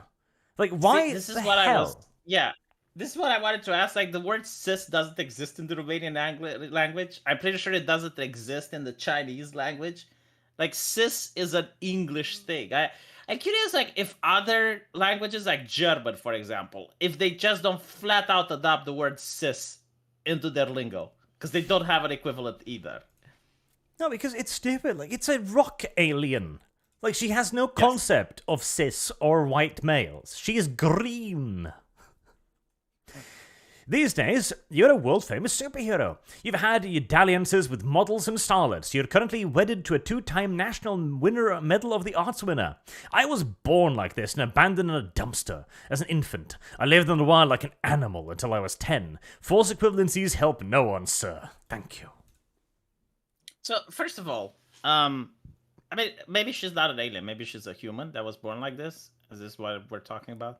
I'm not sure. The rest of them are not humans. Like, you've got an elf dude here. You've got a dude, like, weird, like, triple eyes on his forehead over here. I think this is supposed to be some kind of alien parliament thing or something. Or maybe it's mutants. But like, whatever. The point is, first of all, the thing had to work for becoming a superhero. Like, he could have become a villain. Right? Like, he could easily just become either a villain or apathetic. Secondly, the idea of like, oh, well, I was born like this. Usually people who are born, like for example in Naruto, right? Like Naruto is born without parents, so he doesn't know what he lost. It's more painful for Sasuke than for Naruto, because he actually knew his parents, and he actually knew his clan, and he actually lost something. It's the same like people that are born blind versus people who lost their sight. Like, it's more tragic for the ones that lost their sight because they know what they lost. So it's even like bad writing from that standpoint. But it's worse writing because, like, why the fuck would you want to create someone? Because, like, this is like the writers imagining this thing into existence. Like, the whole thing with the thing is that it's a moral that when life gives you lemons, you can still work and try to, you know, overcome the problems that you're having. Like, that's the moral lesson of the superhero. But you're showing like, oh, well, there's always someone like worse off than you. So you should never like feel a victim or anything. Because like other people, like, at this point, you can just create another character that's even more victimized than this lady. And that character would give a speech to this chica. Yeah. I'm like, no, you don't get to speak. I had it worse than you. Yeah, I was abandoned and raised by animals until I was 11. Thank you very much. Plus, you know, as we have seen from white women in modern years, you know, being abandoned with animals can be interesting. The dog pill.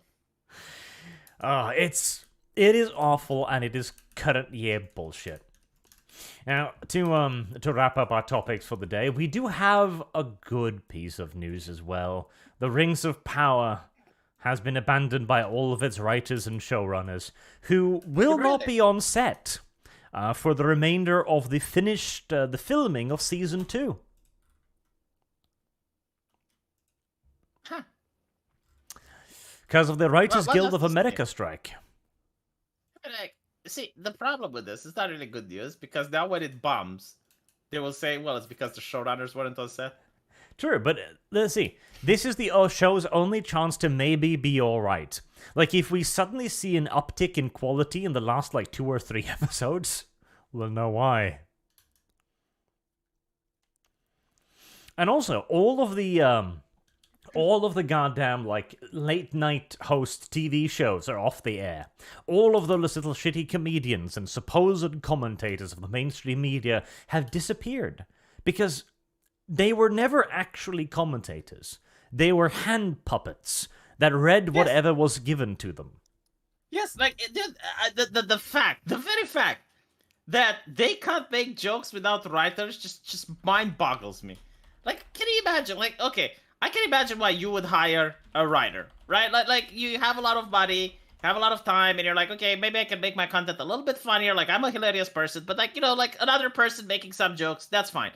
But like, if that person quits on you, you'd still be like, oh well, I can still make jokes. Like I'll still have my YouTube channel because you're actually funny. But like these comedians that are supposed to be like the professionals can't fucking crack a joke without a writer. What? Yep. Stephen Colbert, Jimmy Fallon, Jimmy Kimmel, Seth Meyers, all of these supposed commentators, all these people are often like held up like, oh, these are really like smart people, they're really witty and shit. Nah, they're empty suits with the ability to read a teleprompter. Literally. Like Jimmy Dore, for instance. Say what you want about him, but like Jimmy Dore would be able to still make comedy if he lost his writer. But not these people. No. Not these people. Hell, I'm sure even Tucker could probably still make content. As he's apparently now doing after being fired from Fox News. Oh yeah, Tucker has a writer, but I can guarantee that he could still make content without the writer. Like he's got a producer, he's got a writer. But he could still make content, yeah. Because I heard him speak at events, and that's how you know. Ah, the Rings of Power. It's also been killing the animals, incidentally, and it's killing the wildlife. Like, I think it's bullshit. It's like, the environmental effect of our filming, yada yada yada yada. Like they were talking about the insect population and the local ants and shit. Like, it sounds like hippie garbage, but I am willing to use any stick with which to beat Rings of Power. Literally, like if there's a win, I'll take the win. Like, let me tell chat something, right? Here's the problem with many right-wingers that are like, oh, we shouldn't be like them. I think like this is the mentality that's left from the Jesus crowd, right? Like, if I'm going to be pure and I'm going to be holy, then Jesus blesses me. And if Jesus blesses me, then I will win in the end. But if I'm going to stray away from the path, then Jesus will forsake me. And without Jesus, I cannot win. So in other words, it's the mentality like, no. I know that it's bullshit reason that Lord of the Rings is killing the bees and the wildlife. It's hippie shit, as Arch put it. So I'm not going, no. See, this is the wrong mindset. The correct mindset is like Lord of Rings of Privilege plus Power is a progressive movie, and progressives love the environment, and progressives care about the planet. So if they're killing the bees, God damn it, I'm fucking outraged. Even though I'm not, I'm that I'm outraged. That is true. And that's how you win, Arch. That's how you fucking win. All right, let's begin on the super chats as well. Phoenix says, we have definitive proof that VTuber companies fire people over politics, and still people believe that Pikami was weak and wanted to quit and wasn't totally harassed out. Cough, SFO, cough. I condemn Dev. I condemn Dev's opinions, Dev's friends, Dev's wife, Dev's housemates, Dev's parents, Dev's dog. Dev's writer. Do you want me to defend Dev? I can defend Dev. God, no. I wouldn't want to cancel you. He said that in the case that she got fired, that's a different conversation. Wow, that sounds like whataboutism from Dev the communist. I condemn Dev again. The Real Holsnade asks, how are you liking Boondocks, Arch? I quite enjoyed it. It's one of the few comedy shows I've ever watched that had at least a few laughing moments out of me. And it's also definitely the kind of television you could never, ever, ever, ever make today.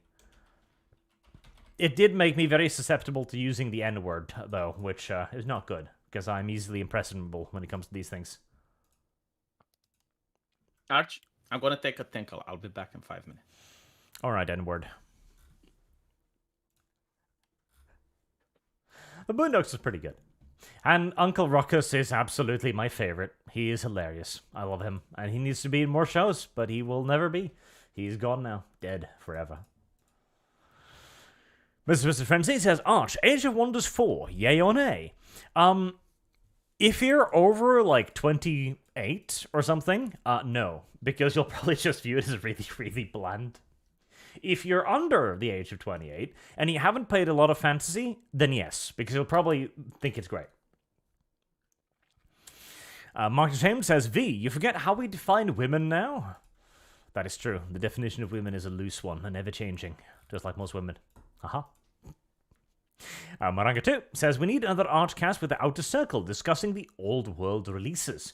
When it comes out. Maybe. Because the releases... Apparently there were a lot of wild rumors that were running around that weren't entirely accurate. Like, they were supposed to not have a starter box set, and then somebody was like, no, we're totally going to have a box set, and then somebody else said, like, no, they're not going to have a box set, and I go, like... Real Wholesaler says, I don't know, they look like mutants to me. Oh, cruel. Poor little black people. Blackdown17 says, hi, Holtz. And the Real Wholesaler says, hi, Black. And the Real Wholesaler also says, they live in the sewer. What race should they be? South American.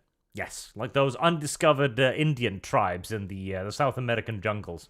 You know, the people that look up at the helicopter, and you know, to these people, this must be the scariest motherfucking day in their lives as they see this shit hovering above them. And up there's a couple of goddamn teenagers taking pictures like, lol, look at the savages. That is unironically how aliens must feel when they see us. Oh.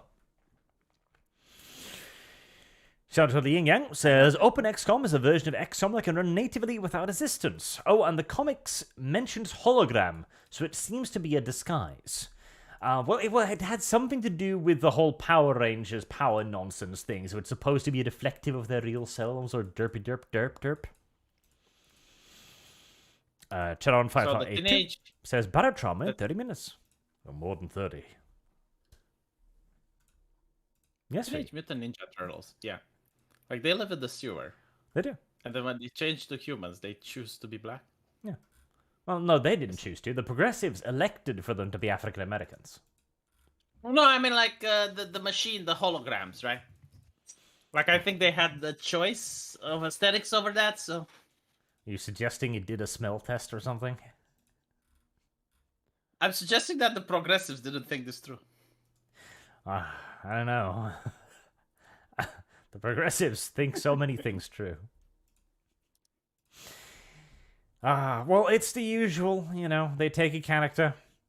That was like in that god-awful reboot of Cowboy Bebop, where they turned the one black character race swap into just an enormous racial stereotype who had a daughter who he abandoned, of course. Did you actually watch that shit, man? I did. It was awful. Why? Like, I didn't even need to see it to know it's awful. Like, I just caught a glimpse of the trailer, and I was like, for all right. Vee. People like, okay. I mean, There's it no makes yeah, sense. If you're going to monetize the... No, if you're going to monetize the awfulness, then yeah. Yes. It's monetizable awfulness. The best kind of awfulness. The whole sentence says, I don't think menopause gives you a burning sensation down there. I think that's something else. Dr. V, can you confirm? Sorry, I was just reading about the fact that Ukrainian leader Zelensky is meeting BlackRock management. But what was the question? Does menopause make your coochie burn? No, I don't think so. But in the case of the comic book, apparently it does. Are you sure, though? Like, are you aware of scientific studies on this particular phenomenon? I think only if you have an infection. Like, if you have an infection, it burns, yeah. See, that makes more sense, though. She didn't gain superpowers because of menopause. She gained superpowers because of the combination of menopause and whatever disgusting germ-infested horrors were currently fermenting in her vagina. I mean, look, if a spider bite can give Spider-Man superpowers, why can't a germ give her superpowers? Also, I love that. How do white people gain superpowers? They get bitten by something radioactive, or they get bathed in cosmic rays, or something crazy happens. How does a fat black woman gain superpowers? She bleeds on the toilet. Do you know the fat superhero Faith? You remember that? The fat one, yes. Do you know they're making a movie out of her? I didn't need to know that, but now I do. Hold on, I mean, well, now for the topic, and you know, we can stay here all night. There's no problem. But like, this is just wishy-cushy. So let me show you Faith, superhero. Because there's also something that I want to ask you, which you will probably know how to answer, because it's to do with technology and shit. So this is the first issue. I think like the first issue actually sold. But then as the comic went on, the interest lowered dramatically. Right. The one where she sits on the two electrical line. Isn't she going to get electrocuted by sitting like that? V. Doesn't she create a circuit? We've seen this one, though. Yes, but now there's a movie about it. Now there's a movie about it. See, my main problem isn't even that she'd be electrocuted. She's a superhero. I'm sure she can take it. My problem is that those pair of electrical wires should not remain quite so taut with that many tons of white woman resting on them. I do like that she's surrounded by animals, though. Every white woman's best friend. What I am curious, though, is how do you represent the belly jiggling on the screen as she's flying around? It's like that level of Gant needs to have physics. And ironically, I bet you the only reason why it sold initially was because Christians saw the term faith, and they thought, holy shit, entertainment for me? And they bought it, then they opened it, and then they were disappointed.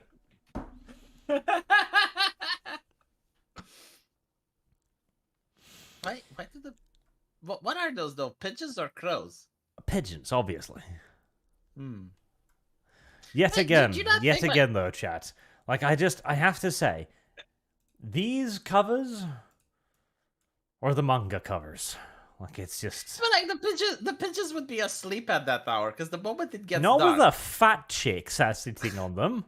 Like, she's probably sitting on one of their family members. They're just looking at her like, could you please stop killing Uncle Ruckus? There's the black pigeons. Do you not think, like, her laptop would explode, though? Like, I'm pretty sure, like, it's not safe what she's doing. I don't know. I think it's very progressive that she's trying to electrocute herself. Does she look Asian in that picture? Like, if you zoom in, like, she's got, like, the, like, a completely different face than in the others. Cave Goblin says, I don't know why, but I always imagine Mr. Red Pill, yellow, excuse me, would eventually wind up in an overseas prison. Well, you were correct. And a lot of the possum says hi. By the way. I would imagine. Monarchist says, believe it, V. Believe it, V. Double doubt only strengthens your enemies. Look, Arch, she likes dogs. She does. Of course she likes dogs. Like not one, two of them, and they're licking her. Yes. But there's nothing strange about this, V. We all know how they behave, especially around furry critters. But like, look how bad the drawings are. Like, whomever drew this comic is a professional. I also like the fact that the arrow pointing towards her being licked by a pair of dogs says, a hero helping anyone in need by night. Ah, yes. Oh my god, you're killing me. Well, at least they're relatively small, you know, so at least she isn't being isn't being cored out by a Great Dane or something. Do you know, apparently, like, those are really violent, and after 101 Dalmatians... Oh, sorry, you're talking about Danes. Ah, goddamn it. I think about Dalmatians. I'm sure it's very violent, yes, to do that with a dog. I am sure. Because somehow I don't think the dog understands the etiquette of human coitus particularly well. Should I go into a Vosh debate now and like, be contrarian just for the fact?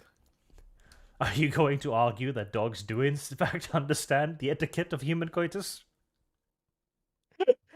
I mean, how much are you going to pay me to just like be contrarian and just like have this debate on the stream? See, probably tag my channel, go in the fucking red.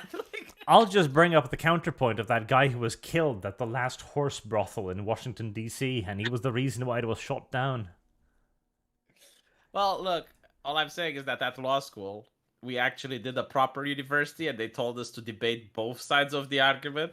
Like, unironically, they would have to give you, like, something that's really undefensible, and they would ask you to defend it. And they would grade you for it. And apparently they don't do that at American universities. And I was like, what? Then why do you go to law school?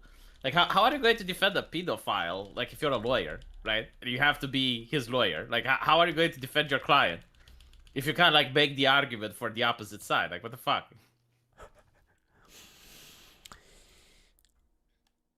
Psycho Tater 360 says, I have been a comic book fan for many years, and I have not bought a new Western comic outside of Ism in about 3 years. I have, however, bought several manga. Unsurprisingly. And you are not alone in that either. That seems to be the majority position. Are you a comic book fan at that point, though? Well, comics are merely just, Japanese mangas done poorly.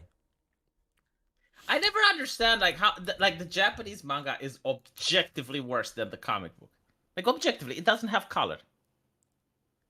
Some of them do now. Do they? Yeah, some of them do, but it is still a rarity. Yeah, but it's like it's an inferior product by default. Yeah, but graphics aren't everything, Vee. That's not the point. Like you'd think that something with graphics would be having an easier time competing with something without. I don't know. I would rather play Super Mario 2 than Redfall. Ria Holtz-Nader brings up an interesting point. Wouldn't Daredevil not be able to see color? Because, blind and shit. Holy shit. But, like, maybe he determines privilege based on their... Oh, no, I got it. I got the perfect racist take here. He determines their skin color by how much air they suck in through their enormous black nostrils. Jesus, Arch, I was going to say that he listens to the African-American vernacular. If he detects the N-word, he punches the other guy. But for those of you who didn't get Arch's joke, like the what was it? The poster for Ant-Man, like they had the black character. What was his name? Like he had like this massive nostrils pointed towards the audience. It's really pointed up there to really go like, look, they're black holes. It's also because Uncle Ruckus taught me that apparently black people have large nostrils. I was unaware until I watched the Boondocks, but now I know. It was one of those things that I never really paid attention to, but now that I do, I'm like, yes, I suppose you're right.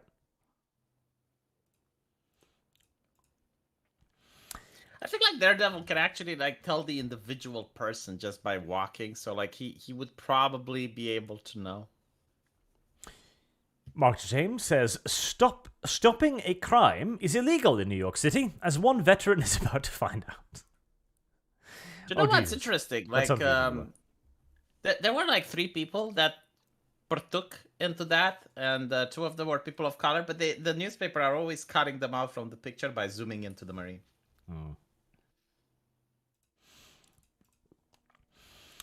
Elsis Sorana says, anyone who raises being neurodivergent up as a thing to be admired or protected can screw off. I would give anything to have a normal brain. Well, the thing with neurodivergency is that the progressive theory of it is that, and this is the funny part, because there used to be the idea that we couldn't tell the difference between a male and a female brain, which is bullshit. We can, because of the chemical balance.